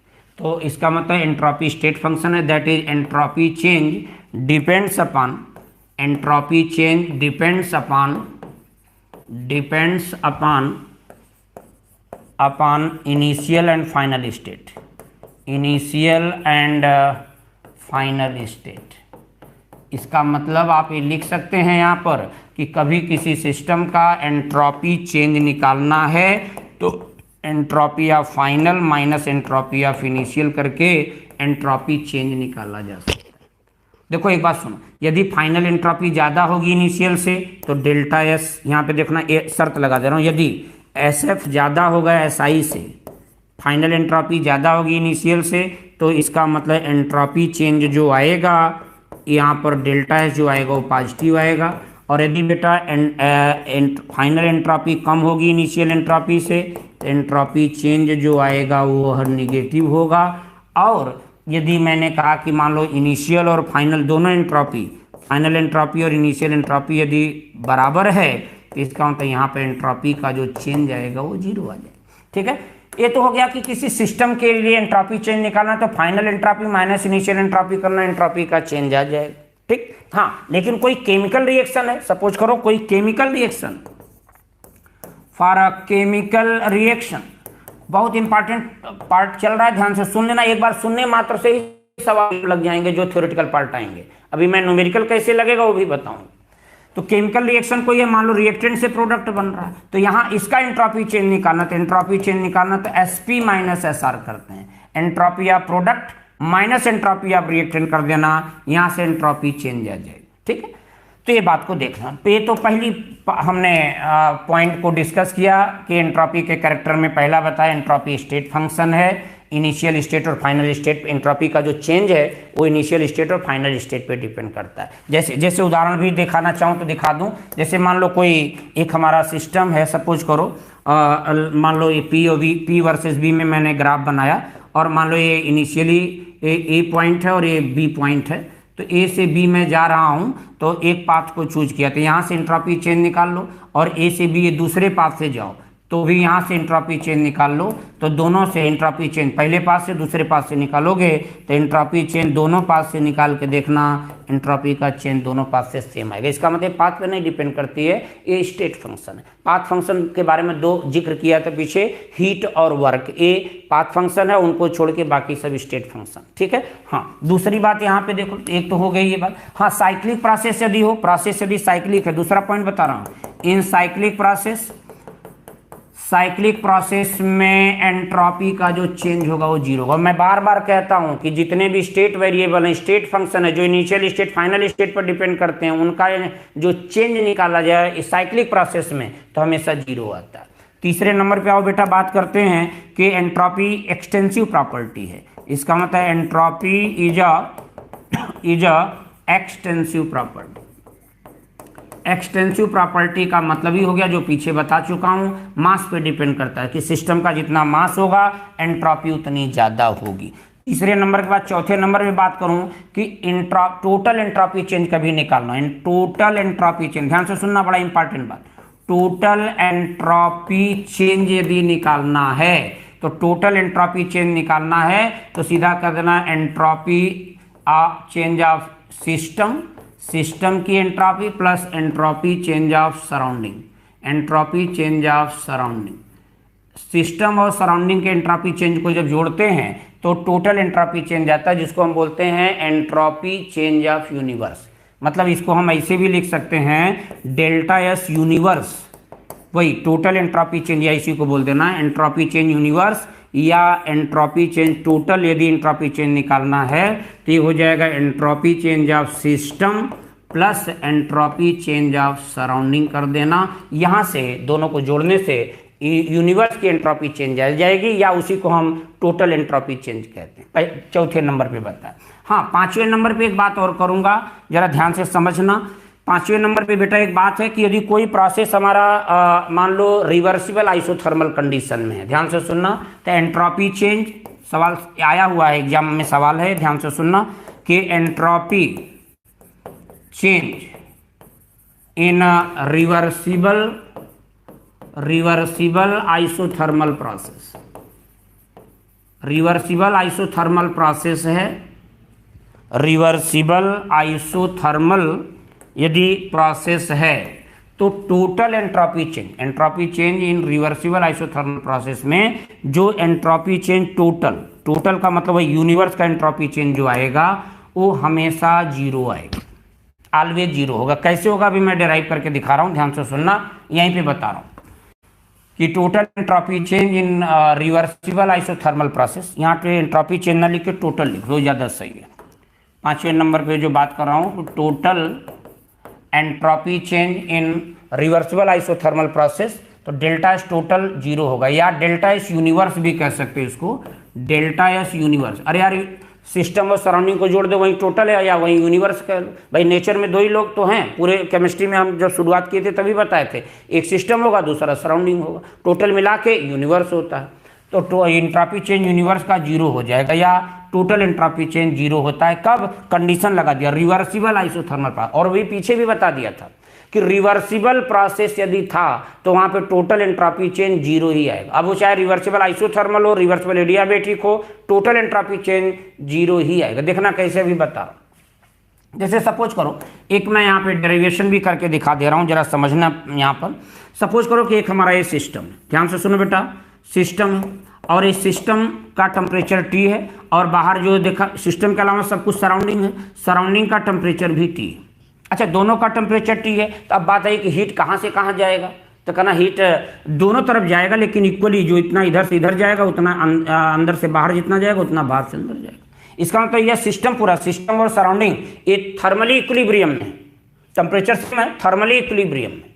तो चलो मैंने मान लिया, एक मिनट के लिए यहाँ पे ध्यान से सुनना, कि सपोज करो कि मैंने क्या किया, माना कि यहाँ से सिस्टम से थोड़ा सा हीट बाहर निकल गया, DQ अमाउंट का हीट बाहर निकल आया, ठीक है, ये मैंने अपने तरफ से माना। तो भाई यहाँ से निकला तो होना क्या चाहिए कि जब हीट इधर से इधर जा रहा है, वैसे तो हीट हाई टेम्परेचर से लो टेम्परेचर की ओर जाता है, लेकिन यहाँ टेम्परेचर सिस्टम सराउंडिंग का सेम है, तो हीट क्या होगा, DQ अमाउंट का हीट इधर जाएगा, तो इधर टेम्परेचर बढ़ना चाहिए, लेकिन इतना कम हीट मैंने निकाला है कि उससे टेम्परेचर प्रभावित नहीं होगा। या चलो मान लो DQ इधर जाएगा तो DQ अंदर भी चला जाएगा, तो ये प्रोसेस दोनों तरफ चल रहा है, रिवर्सिबल प्रोसेस है, ध्यान से सुनना। तो अब चलो मैंने मान लिया, एक डेरिवेशन करने चल रहा हूं कि DQ अमाउंट का हीट सिस्टम से मान लो सराउंडिंग में गया, तो क्या हुआ कि एंट्रोपी चेंज यदि हमें सिस्टम का निकालना, ध्यान से सुनना, सिस्टम का एंट्रोपी चेंज निकालना है, मैंने अभी बताया था कि मैथमेटिकली एंट्रोपी चेंज निकालने का एक फार्मूला बताया था, क्या कि डेल्टा क्यू बाई का टी, डेल्टा क्यू बाई का टी। या कभी कभी सुनो, ए वाला फार्मूला तब लगाते हैं जब टेम्परेचर कांस्टेंट हो, और एक फार्मूला मैं और आपके बता दूं कि कभी आता है ds बराबर डी क्यू बाई का टी, ये हमेशा लगा सकते हैं, इसमें इंटीग्रेशन कर देते हैं और टोटल एंट्रोपी चेंज हमें पता चल जाता है। कहने का मतलब दोनों फार्मूला दिमाग में रखना। तो खैर अभी जो बताया था डेल्टा एस बराबर डेल्टा क्यू बाई टी। सुनो, सिस्टम से मैंने कहा डी क्यू अमाउंट का हीट निकल के सराउंडिंग में गया, तो सराउंडिंग को हीट मिला और सिस्टम से गया, तो सिस्टम से हीट निकला तो सिस्टम के लिए क्यू क्या होगा, निगेटिव। तो यहां पर इसका मतलब यदि सिस्टम का एंट्रोपी चेंज निकाला जाए तो यहां लिखेंगे माइनस डी क्यू बाई का टी, इसका टेम्परेचर जो था। अच्छा, सिमिलरली यदि मैं एंट्रोपी चेंज सराउंडिंग का यदि निकालूं तो सराउंडिंग को हीट का गेन हुआ है, तो यहां पर मैं लिखूंगा प्लस डी क्यू बाई का टी, क्योंकि टेम्परेचर सिस्टम और सराउंडिंग का सेम आइसोथर्मल प्रोसेस। सिस्टम से हीट निकला है तो सिस्टम के लिए क्यू निगेटिव होगा, तो देखो निगेटिव रखा, सराउंडिंग को हीट मिला है तो सराउंडिंग के लिए हीट की वैल्यू पॉजिटिव ले लिया। और एंट्रोपी चेंज निकालने का ये फार्मूला मैंने साइड में लिखा है, डेल्टा एस बराबर होता है डेल्टा क्यू बाई टी। ठीक, तो चलो इधर एंट्रोपी चेंज सिस्टम का निकालिए, सराउंडिंग का निकालिए, और इन दोनों को जरा ऐड करो, ऐड करके देखो भाई। तो ऐड करें तो entropy change, total entropy change जो आएगा, तो वहां मैं लिखूंगा एंट्रोपी चेंज ऑफ सिस्टम, अभी मैंने बताया, plus entropy change of surrounding. दोनों को जब जोड़ेंगे और सिस्टम का एंट्रोपी चेंज आया minus D Q by T और प्लस, और यहाँ पे ये भी देखो, ये भी ए फार्मूले का प्लस और इस ए भी प्लस में है, इसका मतलब हो जाएगा डी क्यू बाई का टी, और ए प्लस और माइनस कैंसिल होगा, एंड टोटल एंट्रोपी चेंज जो आया सिस्टम और सराउंडिंग या यूनिवर्स कह लो, यूनिवर्स इसी को बोल सकते हैं, एंट्रोपी चेंज जो आएगा टोटल ये जीरो आएगा। इसका मतलब यदि रिवर्सिबल आइसोथर्मल प्रोसेस है तो टोटल एंट्रोपी चेंज जीरो होगा। टोटल एंट्रोपी चेंज जीरो, मैं बोल रहा हूं सिस्टम का एंट्रोपी चेंज जीरो नहीं होगा, सराउंडिंग का एंट्रोपी चेंज जीरो नहीं है, देखो कुछ ना कुछ वैल्यू है, लेकिन हम टोटल एंट्रोपी चेंज जब निकालेंगे रिवर्सिबल आइसोथर्मल कंडीशन में तो एंट्रोपी चेंज जीरो होगा। यहीं से एक सवाल आया, मैं आपको बताना चाहूंगा। हाँ, ये तो हो गया कि हमने निकाला कि भाई total entropy change reversible isothermal process में हमेशा जीरो होगा, ये लाइन डायरेक्ट मैंने लिख दिया, और यहाँ पे डेराइव करके दिखा भी दिया। अब एक बात और सुनो, जैसे मैंने कहा कि ये नेक्स्ट पॉइंट जो भी है, नेक्स्ट पॉइंट पे आओ जरा सा, ये सब कैरेक्टरिस्टिक याद रखना, यहीं से सवाल मिल जाएंगे आपको। पांचवें के बाद छठे नंबर पे देखो। छठे नंबर पे एक बात मैं करना चाहूंगा कि यदि कहे कि भाई हमें बताओ total entropy change, total entropy change in reversible adiabatic process. मान लो एडियाबेटिक प्रोसेस है और एडियाबेटिक प्रोसेस में हमें टोटल एंट्रोपी चेंज निकालना। अरे भाई एडियाबेटिक प्रोसेस का मतलब जरा समझो बेटा, जैसे मैंने कहा ये सिस्टम है, ध्यान से सुनना, ये हमारा सिस्टम है और ये बाहर में सराउंडिंग, ठीक है, चलो ध्यान से सुन। तो रिवर्सिबल और एडियाबेटिक प्रोसेस, एडियाबेटिक का मतलब है सिस्टम से ना हीट सराउंडिंग में जाएगी और ना तो सराउंडिंग से सिस्टम में आएगी, हीट का एक्सचेंज जीरो हो जाए। और जब हीट का एक्सचेंज जीरो होगा तो एंट्रोपी चेंज यदि तुम सिस्टम का निकालोगे, ध्यान से सुनना, सिस्टम का यदि एंट्रोपी चेंज निकाला जाए बेटा तो यहां पर आएगा जीरो बाई टी कर देना। मान लो इसका टेम्परेचर टी है, इसका भी टी है मान लो, तो इसका मतलब जब क्यू ही जीरो है, हीट का एक्सचेंज सिस्टम या सराउंडिंग में हो ही नहीं रहा है, तो डेल्टा क्यू तो जीरो हो जाएगा, और जब ये जीरो हो गया, जीरो बाई टी माने सिस्टम का एंट्रोपी चेंज जीरो आ जाएगा। सिमिलरली यदि मैं एंट्रोपी चेंज सराउंडिंग का यदि निकालूं तो यहां पर वहां भी हीट का एक्सचेंज हुआ नहीं, तो डेल्टा क्यू यहां जीरो हो जाएगा, और जीरो बाई टेम्परेचर कर देना, तो यहां पे सराउंडिंग का एंट्रोपी चेंज भी जीरो आएगा। और टोटल एंट्रोपी चेंज निकाल दो, एंट्रोपी चेंज टोटल निकालना है, तो सिस्टम का एंट्रोपी चेंज भी जीरो है, सराउंडिंग का एंट्रोपी चेंज भी जीरो है, तो इसका मतलब टोटल एंट्रोपी चेंज जीरो आएगा। तो दोनों में डिफरेंस है। मैं रिवर्सिबल आइसोथर्मल की बात किया था तो मैंने कहा टोटल एंट्रोपी चेंज जीरो होगा, माने यूनिवर्स का एंट्रोपी चेंज जीरो होगा, सिस्टम का एंट्रोपी चेंज जीरो नहीं होगा, सराउंडिंग का एंट्रोपी चेंज जीरो नहीं होगा। देखो सिस्टम के एंट्रोपी चेंज कुछ आई है, सराउंडिंग के एंट्रोपी चेंज कुछ वैल्यू आई है, but total entropy change zero है। बट यदि एडियाबेटिक रिवर्सिबल प्रोसेस है तो यहां पर आप देख लेना, रिवर्सिबल एडियाबेटिक प्रोसेस में आपको एक बात दिख रहा होगा कि यहां पर सिस्टम का एंट्रोपी चेंज भी जीरो है, सराउंडिंग का भी जीरो है, और देखा जाए तो यूनिवर्स का भी एंट्रोपी चेंज जीरो है। तो दोनों में डिफरेंस है, ध्यान से क्लियर करना पड़ेगा, इस बात को समझना पड़ेगा। आइए एक बात हम खैर यहाँ पर करने चल रहे हैं, एक और आखिरी बात और करूंगा, छठे के बाद सातवें नंबर का एक पॉइंट पे डिस्कशन करने चल रहा हूँ। सातवां नंबर पॉइंट क्या है, ध्यान से सुन। यदि कोई प्रोसेस नेचुरल है, अच्छा आप जनरली एक बात आप सुन लो कि जितने नेचुरल प्रोसेस हैं सब स्पॉन्टेनियस होते हैं। Actually natural process, all the natural process are spontaneous process.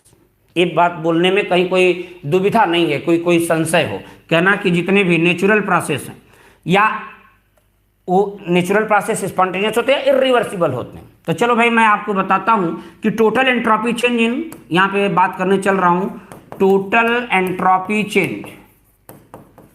Total entropy का मतलब होता है एंट्रोपी चेंज ऑफ सिस्टम और एंट्रोपी चेंज ऑफ सराउंडिंग जोड़ करके उसी को हम टोटल एंट्रोपी चेंज बोलते हैं। तो total entropy change in irreversible process, total entropy change in irreversible process. ये एग्जाम में 2004 में सवाल है AIPMT का, वही बोलने जा रहा हूं कि total entropy change in irreversible process.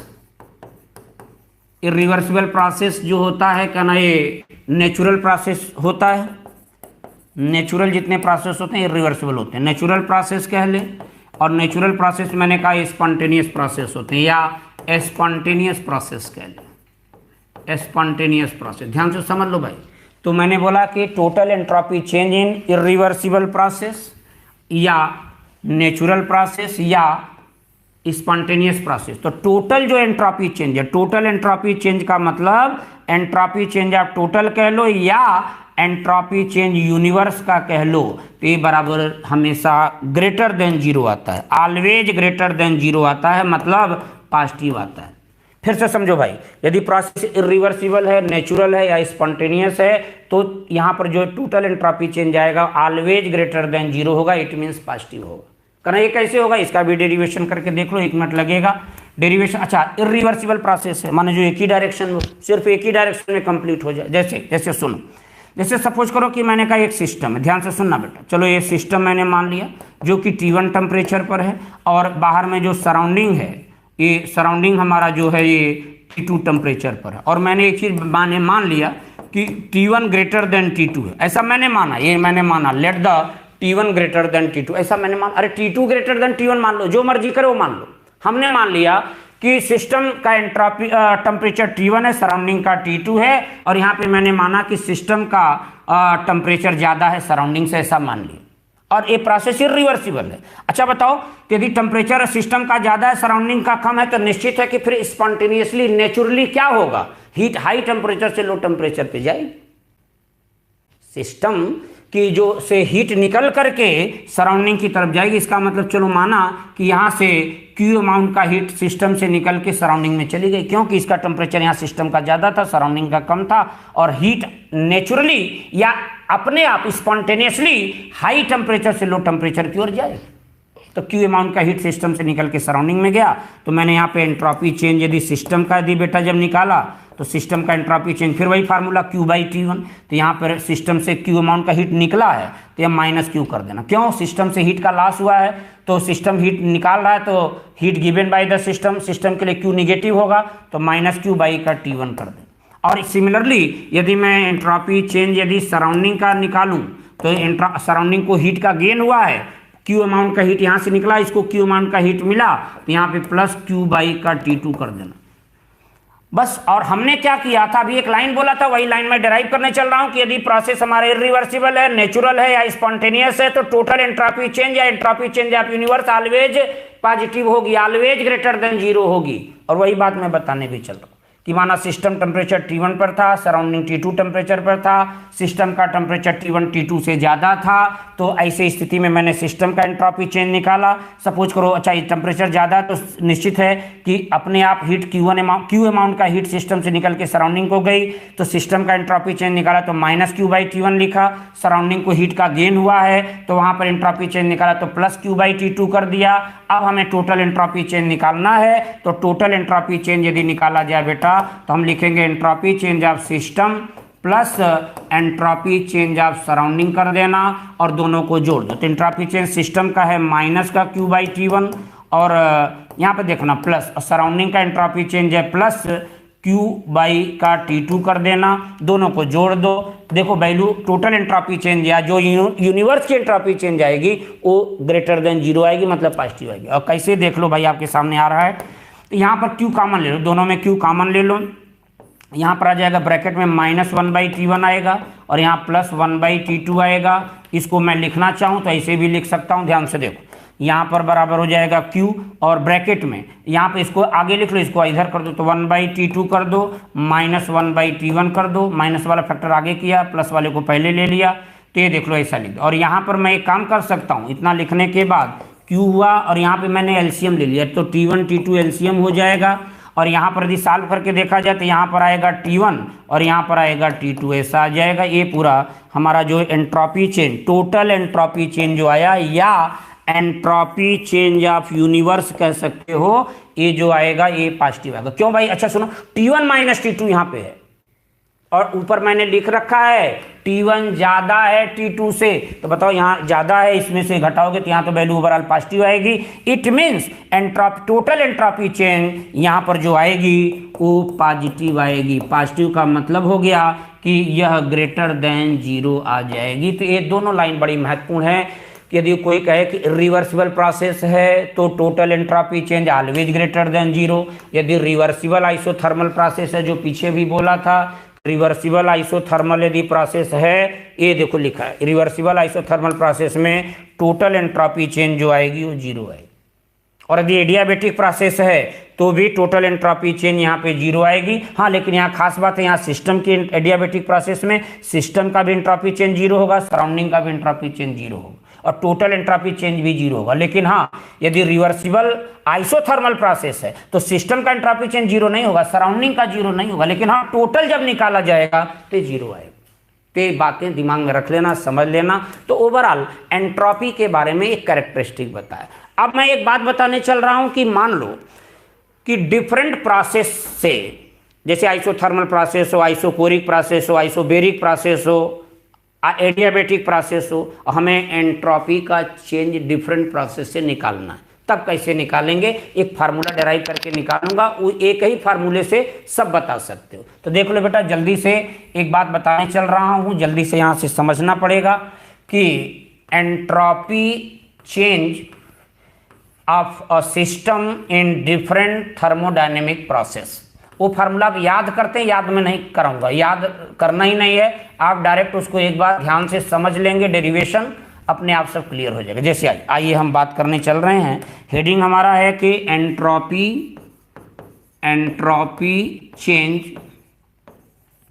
Of a system या आर करना ऑफ अ सिस्टम या ऑफ आइडियल गैस। अरे आइडियल गैस यदि है तो किसी कंटेनर में तो वही तो है सिस्टम, तो दोनों बातें बोल सकते हो कि entropy change of a ideal gas, of a ideal gas are system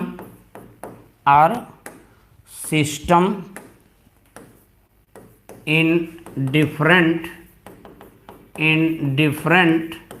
thermodynamic process, in different thermodynamic process.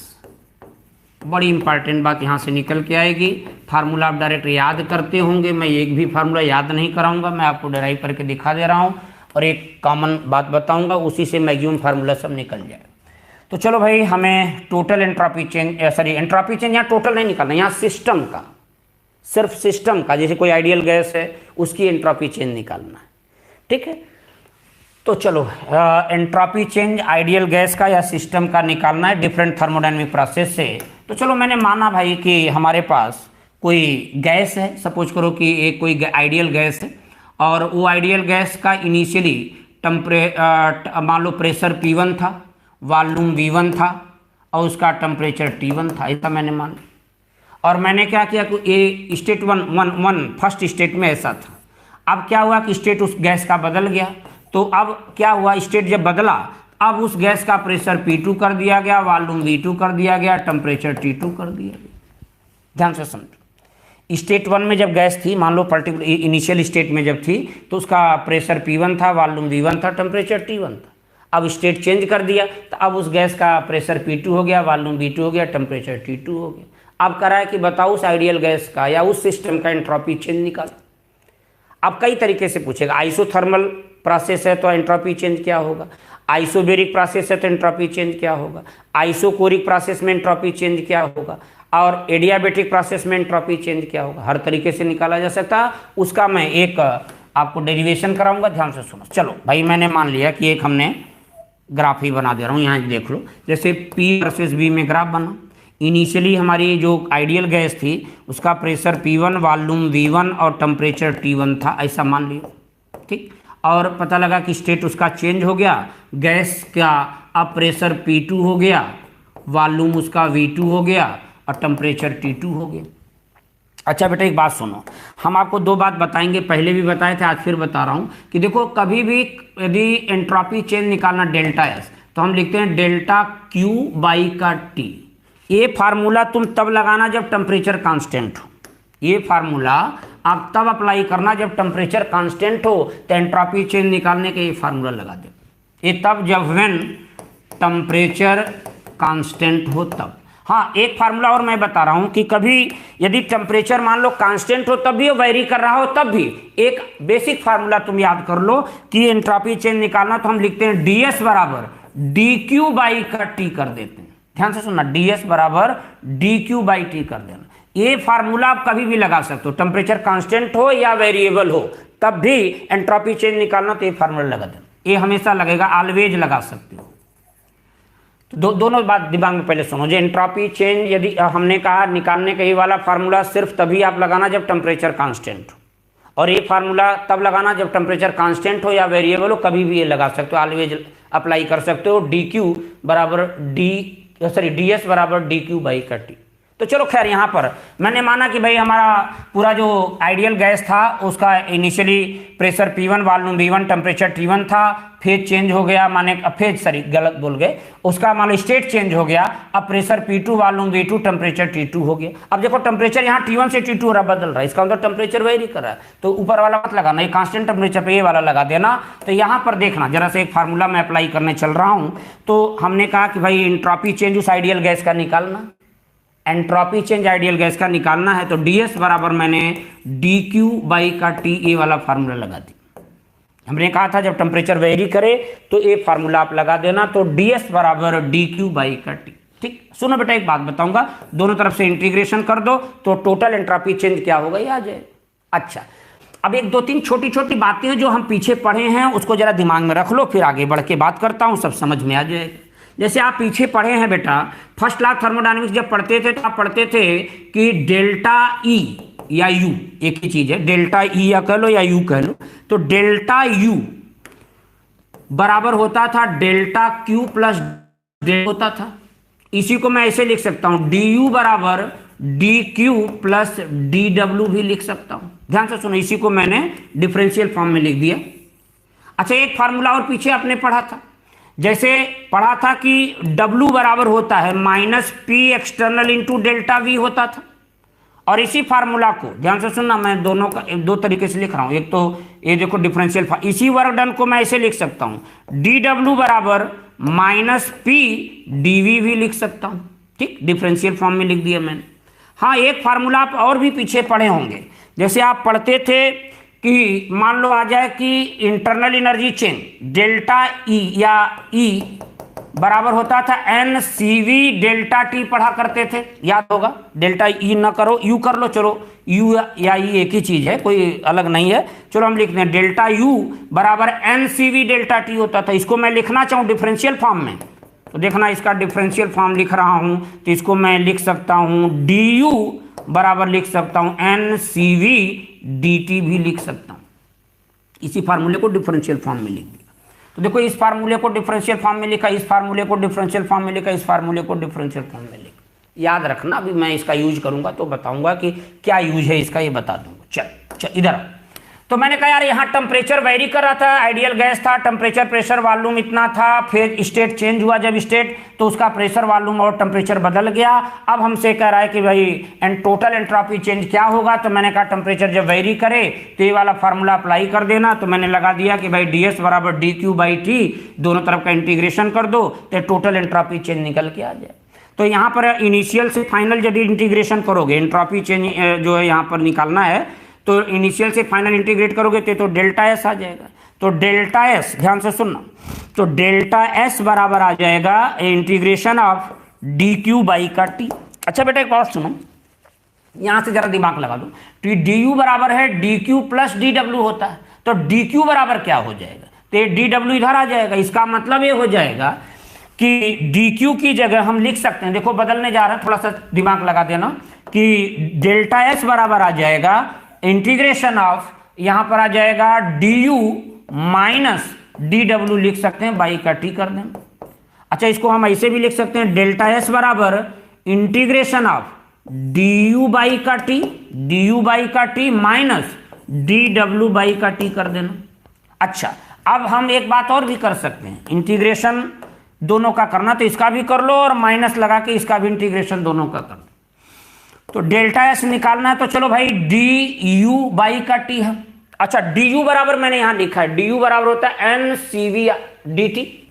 अच्छा, तो डी यू की जगह मैं लिख सकता हूं integration of N C V D T by का टी, ठीक है, माइनस इधर आओ, इंटीग्रेशन हमें डी डब्ल्यू की जगह, मैं देखो डी डब्ल्यू की जगह माइनस पी डी वी लिख सकता हूं, तो डी डब्ल्यू को हटा के यहां लिख दो minus P D V by का टी कर सकते हो। यहां पे इंटीग्रेशन करना T1 से T2 कर दो इंटीग्रेशन। अच्छा सुनो भाई, एक बात दिमाग में रख, अब इंटीग्रेशन यदि यहां करना है तो एक बात दिमाग में रख लो कि भाई एन सी वी तो क्या है, एक कांस्टेंट बाहर ले लो, तो यहां पे आ जाएगा डेल्टा एस बराबर एन सी वी और ये आ जाएगा इंटीग्रेशन ऑफ 1/t dt, इसका इंटीग्रेशन कर दो T1 से T2 कर दो भाई इंटीग्रेशन। तो 1 अब आप पढ़े होंगे बहुत पहले, मैंने बताया था केमिकल काइनेटिक्स में भी बताया था कि 1/x dx का इंटीग्रेशन करते हैं तो ln x आता है, कहीं कहीं ln x नहीं लिखा होता तो log बेस ई x लिख देते हैं, ऐसे लिख देते हैं, ध्यान से सुन, यहाँ पर हम log बेस ई x कर देते हैं कि 1/x dx का इंटीग्रेशन ln x लिख दो या log बेस ई x भी लिख सकते हो, दोनों चल जाएगा। मैं ये ऊपर हमेशा यूज करूंगा कि 1/x dx का इंटीग्रेशन ln x हो जाए, ठीक है। चलो इसी का एप्लीकेशन करके यहाँ पे दिखा रहा हूं। तो देखो बेटा जरा ध्यान से समझो, तो यहाँ पर जरा सा देखो 1/t dt है तो इसका अच्छा माइनस, अच्छा ये माइनस और ये माइनस प्लस हो जाएगा और यहाँ पे लिख सकते हैं इंटीग्रेशन ऑफ, इधर देखो यहाँ पर p dv/t।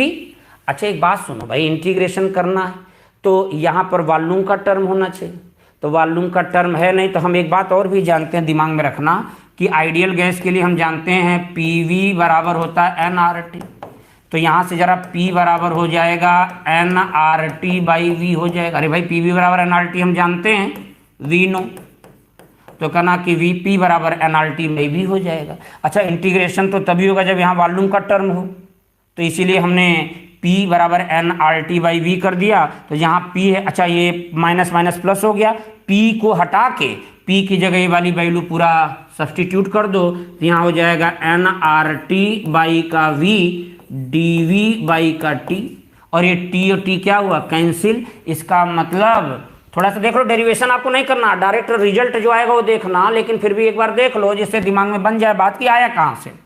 नहीं हम डायरेक्ट लिख देंगे तो हो सकता है कि आपको लगे कि यार ये कहाँ से आ गया, NCV। अच्छा 1/t dt का इंटीग्रेशन करो तो क्या होगा ln t, और कहाँ से कहाँ T1 से T2, तो यहाँ पे था प्लस, इधर आओ। अच्छा ये देखो nr कॉमन ले लो भाई, सॉरी nr कांस्टेंट ये बाहर ले लो, n और r बाहर आ जाएगा, तो यहाँ पर आ जाएगा इंटीग्रेशन हमें करना 1/v dv, और यहाँ से इंटीग्रेशन v1 से v2 कर दो, तो यहाँ पर देखो 1/v dv क्या होगा ln v, तो ये पहले बात पूरी एक तरह से लिख लो, तो ये आ जाएगा एंट्रोपी चेंज बराबर n CV, यहाँ पर आ जाएगा बेटा ln T2/T1। अरे भाई यहाँ पर एक बार लिखो T2 फिर T1, तो ln T2 minus ln T1 क्या होगा ln T2/T1 प्लस यहाँ पे nr, अच्छा इसका इंटीग्रेशन क्या आएगा ln V आएगा, और ये कहाँ से कहाँ V1 से V2, तो यहाँ पे आ जाएगा ln V2 माइनस का सॉरी ln V2/V1 हो जाएगा, ln V2/V1। तो ये जो रिलेशन हमारा आया है एंट्रोपी चेंज निकालने के लिए, ये रिलेशन याद करो, यही रिलेशन बेसिक है कि एंट्रोपी चेंज निकालना है तो करना NCV ln T2/T1 plus nr ln V2/V1। एक जो रिलेशन आया है, एक बेसिक फार्मूला हमें मिल गया। अब इस बेसिक फार्मूला का देखो मैं यूज करके मैं हर इस प्रोसेस में, थर्मोडायनेमिक्स के जितने प्रोसेस आप जानते हैं हर जगह यहाँ से एंट्रोपी चेंज निकाल सकते। जैसे जैसे जैसे मान लो ये फार्मूला ये मालूम हो गया, तो जैसे कहे भाई कि हमें बताओ एंट्रोपी चेंज यहां टोटल नहीं निकालना। अरे देखो भाई, रिवर्सिबल प्रोसेस का एंट्रोपी चेंज तो मैंने कहा जीरो होता है, total entropy change reversible process में जीरो होता है, लेकिन केवल सिस्टम का निकाला जाए तो जीरो नहीं होगा, केवल सराउंडिंग का निकाला जाए तो जीरो नहीं होगा। Total entropy change reversible process में जीरो होता है। तो खैर यहां पर आओ, मैं आइडियल गैस का है सिस्टम का, मेरा जो हेडिंग पड़ा है ये हेडिंग पर फोकस करना। यहां पे हेडिंग मैंने ये डाल रखा है कि entropy change of ideal gas, इसका मतलब ही हो गया सिस्टम का एंट्रोपी चेंज हम निकाल रहे हैं डिफरेंट थर्मोडायनेमिक प्रोसेस में। तो यहां पर देखो एक बेसिक फार्मूला हमें आ गया कि डेल्टा एस बराबर N C V L N T two by T one plus N R L N V two by V one. और सुनो बेटा, ये फार्मूला मैं यहाँ पे लिखने चल रहा हूँ, दिमाग में रखना। यदि कभी आ जाए कि हमें बताओ एंट्रोपी चेंज ऑफ सिस्टम, मैं लिख रहा हूँ ध्यान से, तीन बात या चार बात लिखूंगा, देखना। Entropy change of system in system, entropy change of system, entropy change of system in reversible isothermal process. अच्छा, रिवर्सिबल आइसोथर्मल प्रोसेस है, एंट्रोपी चेंज बताना। अरे कहना भाई आइसोथर्मल प्रोसेस है तो टेम्परेचर तो कांस्टेंट होगा। टेम्परेचर यदि कांस्टेंट होगा तो मेरा दिमाग यही लगा दो, टेम्परेचर कांस्टेंट है तो अच्छा एक बात और जान लो, यदि टेम्परेचर कांस्टेंट होगा तो प्रेशर और वॉल्यूम में कैसा रिलेशन होगा? इनवर्स रिलेशन होगा। और प्रेशर वॉल्यूम में इनवर्स रिलेशन होगा, इसका मतलब हो गया कि P1 V1 बराबर P2 V2 होगा, या इसका मतलब हो गया कि P1 अपान P2 बराबर V2 बाई का V1 होगा। इतना जानकारी रखना, ये जानकारी की बात है। यदि मैं आइसोथर्मल की बात कर रहा, टेम्परेचर कांस्टेंट है, माने PV में इनवर्स रिलेशन होगा, P1 V1 बराबर P2 V2 होगा, इसका मतलब P1 अपान P2 बराबर V2 बाई V1 होगा। इतना जानकारी है हमारे पास। अब सुनो, अब ये लाइन हमें मालूम है भाई कि एंट्रोपी चेंज निकालने का एक फार्मूला, मैंने बेसिक फार्मूला निकाल लिया। अब आइसोथर्मल का मतलब टेम्परेचर कांस्टेंट होगा। देखो टेम्परेचर कांस्टेंट का मतलब T1 T2 बराबर ही तो होगा, जितना T1 था T2 भी वही था। तो जब ये बराबर है तो इसका मतलब पूरा पार्ट जो है ये तो जीरो हो जाए। इसका मतलब entropy change in reversible isothermal process में निकालना हो तो ये तो आइसोथर्मल करेंगे तो यहाँ पे तो जीरो हो गया। इसका मतलब एंट्रोपी चेंज केवल यही तो आएगा, क्या? N R L N V two by का V1, या इसी को मैं ऐसे लिख सकता हूं, डेल्टा एस बराबर एन आर एल एन और यहां पर V2 बाई V1 है। सुनो, और V2 बाई V1 की जगह क्या लिख सकते हो? प्रेशर के टर्म में लिखोगे तो यहां लिख देना P1 बाई P2 लिख सकते हो। या बेटा सुनो, मैं और एक बात बताऊं, चार तरीके से लिखूंगा, ध्यान सुनना। तो ये तो entropy change reversible isothermal process में एंट्रोपी चेंज कभी भी निकालना तो फार्मूला डायरेक्ट पता चल गया, N R L N V2 by V1 कहां से आया? कहना टेम्परेचर कांस्टेंट है तो ये फैक्टर तो पूरा जीरो हो जाएगा, और जब ये जीरो होगा तो डेल्टा एस बराबर यही बचा, और यही मैंने यहां लिख दिया। तो डेल्टा एस बराबर N R L N V2 by V1 या N R L N P1 by P2 कर देना, या इसी को मैं आगे लिख दे रहा हूं, ध्यान से जल्दी से देखो भाई। इसको मैं ऐसे भी लिख सकता हूं, एल एन को लाग में बदल दो तो ये हो जाएगा 2.303 और एन आर लॉग यहां पर हो जाएगा V2 बाई का V1, और इसको भी लॉग में बदल दोगे तो ये हो जाएगा 2.303 N R log P1 by का P2 आ जाएगा। तो ये हमारा जो आ गया, ये आ गया कि रिवर्सिबल आइसोथर्मल प्रोसेस में एंट्रोपी चेंज यदि सिस्टम का निकालना तो ये एलन के टर्म में भी लिख सकता हूं और लॉग के टर्म में। तो ये फार्मूला याद कर लो। अब दूसरी एक बात आई कि अब हमारे पास आया कि भाई नहीं, हमें एंट्रोपी चेंज निकालना है, entropy change of system, total नहीं, टोटल निकालोगे तो रिवर्सिबल प्रोसेस में टोटल तो जीरो आ जाता है, लेकिन हो रहा नहीं, हमें तो एंट्रोपी चेंज ऑफ सिस्टम, सिर्फ सिस्टम का निकालना। तो सिस्टम का एंट्रोपी चेंज निकालना है in isochoric process, in isochoric process, isochoric process में निकालना भाई। तो कहना यार आइसोकोरिक, रिवर्सिबल आइसोकोरिक प्रोसेस कर लो, in reversible isochoric process, in reversible isochoric process.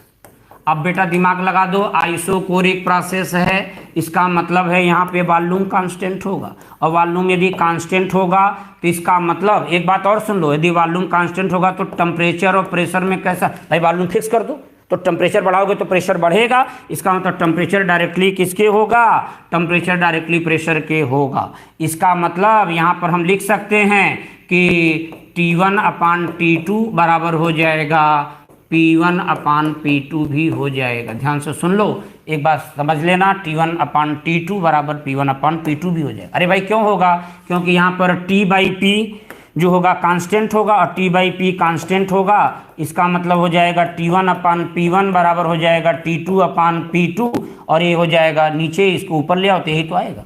इसका मतलब ये बात आप यदि थोड़ी सी बेसिक जानकारी है तो ये सब समझ रहे होंगे। ये जानकारी इतना मुझे पता चल गया। अब आइए जरा सा भाई, अब करा आइसोकोरिक प्रोसेस और आइसोकोरिक, अब फिर बेसिक फार्मूला के पास जाओ। आइसोकोरिक प्रोसेस माने वॉल्यूम कांस्टेंट, वॉल्यूम कांस्टेंट होगा तो जितना V1 होगा उतना V2 होगा, तो जितना ऊपर उतना नीचे, तो पूरा पार्ट फिर क्या हो गया, जीरो हो जाएगा। इसका मतलब यही तो बचा फिर, तो ये पार्ट हट जाएगा। तो यहाँ पर हमारा फिर जो फार्मूला आएगा वो आ जाएगा डेल्टा S बराबर आ जाएगा N और R, N R, ये देखो आ गया N, ये आ गया NCV, sorry NCV ln T2/T1, NCV ln T2/T1 हो गया। या फिर हम लिख सकते हैं डेल्टा S बराबर NCV और ln T2/T1 ना लिख के यदि प्रेशर के टर्म में लिखना हो तो यहाँ पे कर देना P2/P1 भी कर सकते हो। क्यों, क्योंकि T1/T2 ही P1/P2 होता है। इट मीन्स T2/T1 का मतलब P2/P1 कर देना। अच्छा सुनो, इसी को मैं ऐसे भी लिख दूं तो चल जाएगा भाई। ये तो ln के टर्म है, लॉग के टर्म में लिखना हो तो लिख देना डेल्टा S बराबर हो जाएगा 2.303 NCV log T2/T1, या यहाँ पे लिख देना डेल्टा S बराबर 2 कुछ नहीं करना है, ln को log में बदलना, 2.303 से मल्टीप्लाई कर दो तो ये हो जाएगा, यहाँ पर हो जाएगा NCV log P2/P1 हो जाएगा। ये ध्यान से देखना। तो देखो भाई, दो बातें मैंने आपके सामने रख दी कि रिवर्सिबल आइसोथर्मल प्रोसेस हो तो सिस्टम का एंट्रोपी चेंज क्या होगा, या आइडियल गैस की एंट्रोपी चेंज क्या होगी, या फिर मैंने कहा कि कोई रिवर्सिबल आइसोकोरिक प्रोसेस हो तो फिर एंट्रोपी चेंज सिस्टम की क्या होगी, ये मैंने सब लिख दिया। अब एक बात आती है कि यदि मैं नेक्स्ट बात करूं कि एंट्रोपी चेंज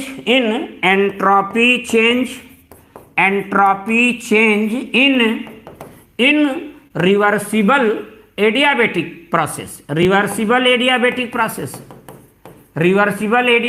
यदि प्रोसेस है बेटा, तब क्या होगा, एडियाबेटिक प्रोसेस का मतलब हो गया Q0, और आप पढ़ते हैं डेल्टा S बराबर होता है डेल्टा Q/T, और यदि एडियाबेटिक में डेल्टा Q 0 हो जाएगा तो यहाँ पे सीधा 0/T, इसका मतलब डेल्टा S 0 आ जाएगा।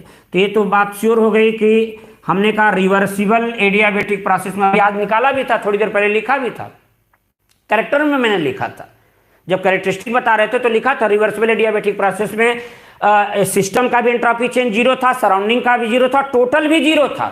खैर यहाँ सिस्टम का निकाला जा रहा है तो सिस्टम का एंट्रोपी चेंज 0 हो जाएगा। और एक आखिरी बात मैं आपके सामने रखना चाहूंगा, आज की आखिरी बात, कि entropy change of system entropy change of system,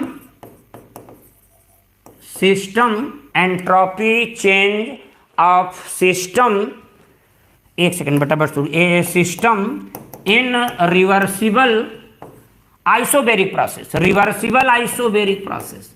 कहना यार रिवर्सिबल आइसोबेरिक प्रोसेस में क्या होगा, तो रिवर्सिबल आइसोबेरिक प्रोसेस यदि है बेटा तो यहाँ पर इसका मतलब हो गया कि प्रेशर कांस्टेंट है, और प्रेशर यदि कांस्टेंट है तो कहना फिर टेम्परेचर वॉल्यूम में डायरेक्ट रिलेशन होगा, और टेम्परेचर और वॉल्यूम में मतलब टेम्परेचर बढ़ाओगे तो वॉल्यूम बढ़ेगा, और टेम्परेचर वॉल्यूम में डायरेक्ट रिलेशन का मतलब हो गया कि T1/T2 बराबर हो जाएगा V1/V2 कर देना यहाँ पर।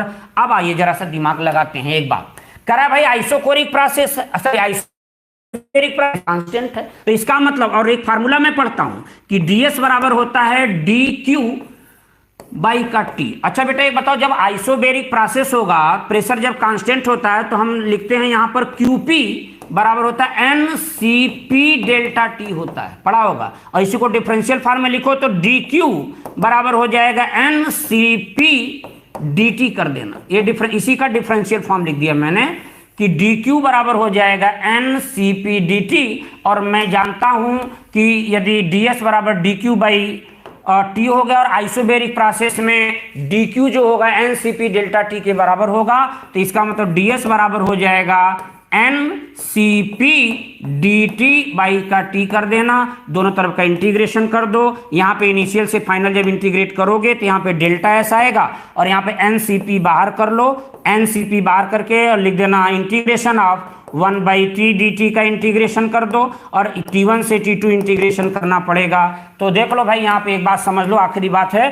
तो यहाँ पर आ जाएगा डेल्टा एस बराबर एन सी पी, और यहाँ पर आ जाएगा 1/t dt का इंटीग्रेशन करोगे तो ln t आएगा। इसका मतलब यहाँ पे आएगा ln t, और कहाँ से कहाँ इंटीग्रेट करना, t1 से t2। इसका मतलब आएगा डेल्टा एस बराबर एन सी पी, और यहाँ पर आ जाएगा ln t2 बाई का t1 हो जाएगा। या इसी को मैं लिख सकता हूँ डेल्टा एस बराबर क्या कांस्टेंट है, प्रेशर। इसका मतलब टेम्परेचर वॉल्यूम में कैसा रिलेशन है, डायरेक्ट। और यहाँ पर देखो एक लाइन इसलिए मैंने पहले ही लिख दिया था कि T1 अपान T2 बराबर होगा V1 अपान V2। तो यहाँ पे T2 बाई T1 है, इसका मतलब डेल्टा एस बराबर होगा N C P ln P2 sorry V2 by V1 कर देना। तो यह आ जाएगा V2 बाई का V1 हो जाएगा। इसी को मैं लॉग के टर्म में लिख दूं तो देखो लॉग की आखिरी बात लिख रहा हूं, डेल्टा एस बराबर हो जाएगा एन सी पी सॉरी 2.303 कर दो पहले, तो ये हो जाएगा 2.303 एन सी पी, और लॉग T2 बाई T1 कर दो बेटा, ये भी चल जाएगा।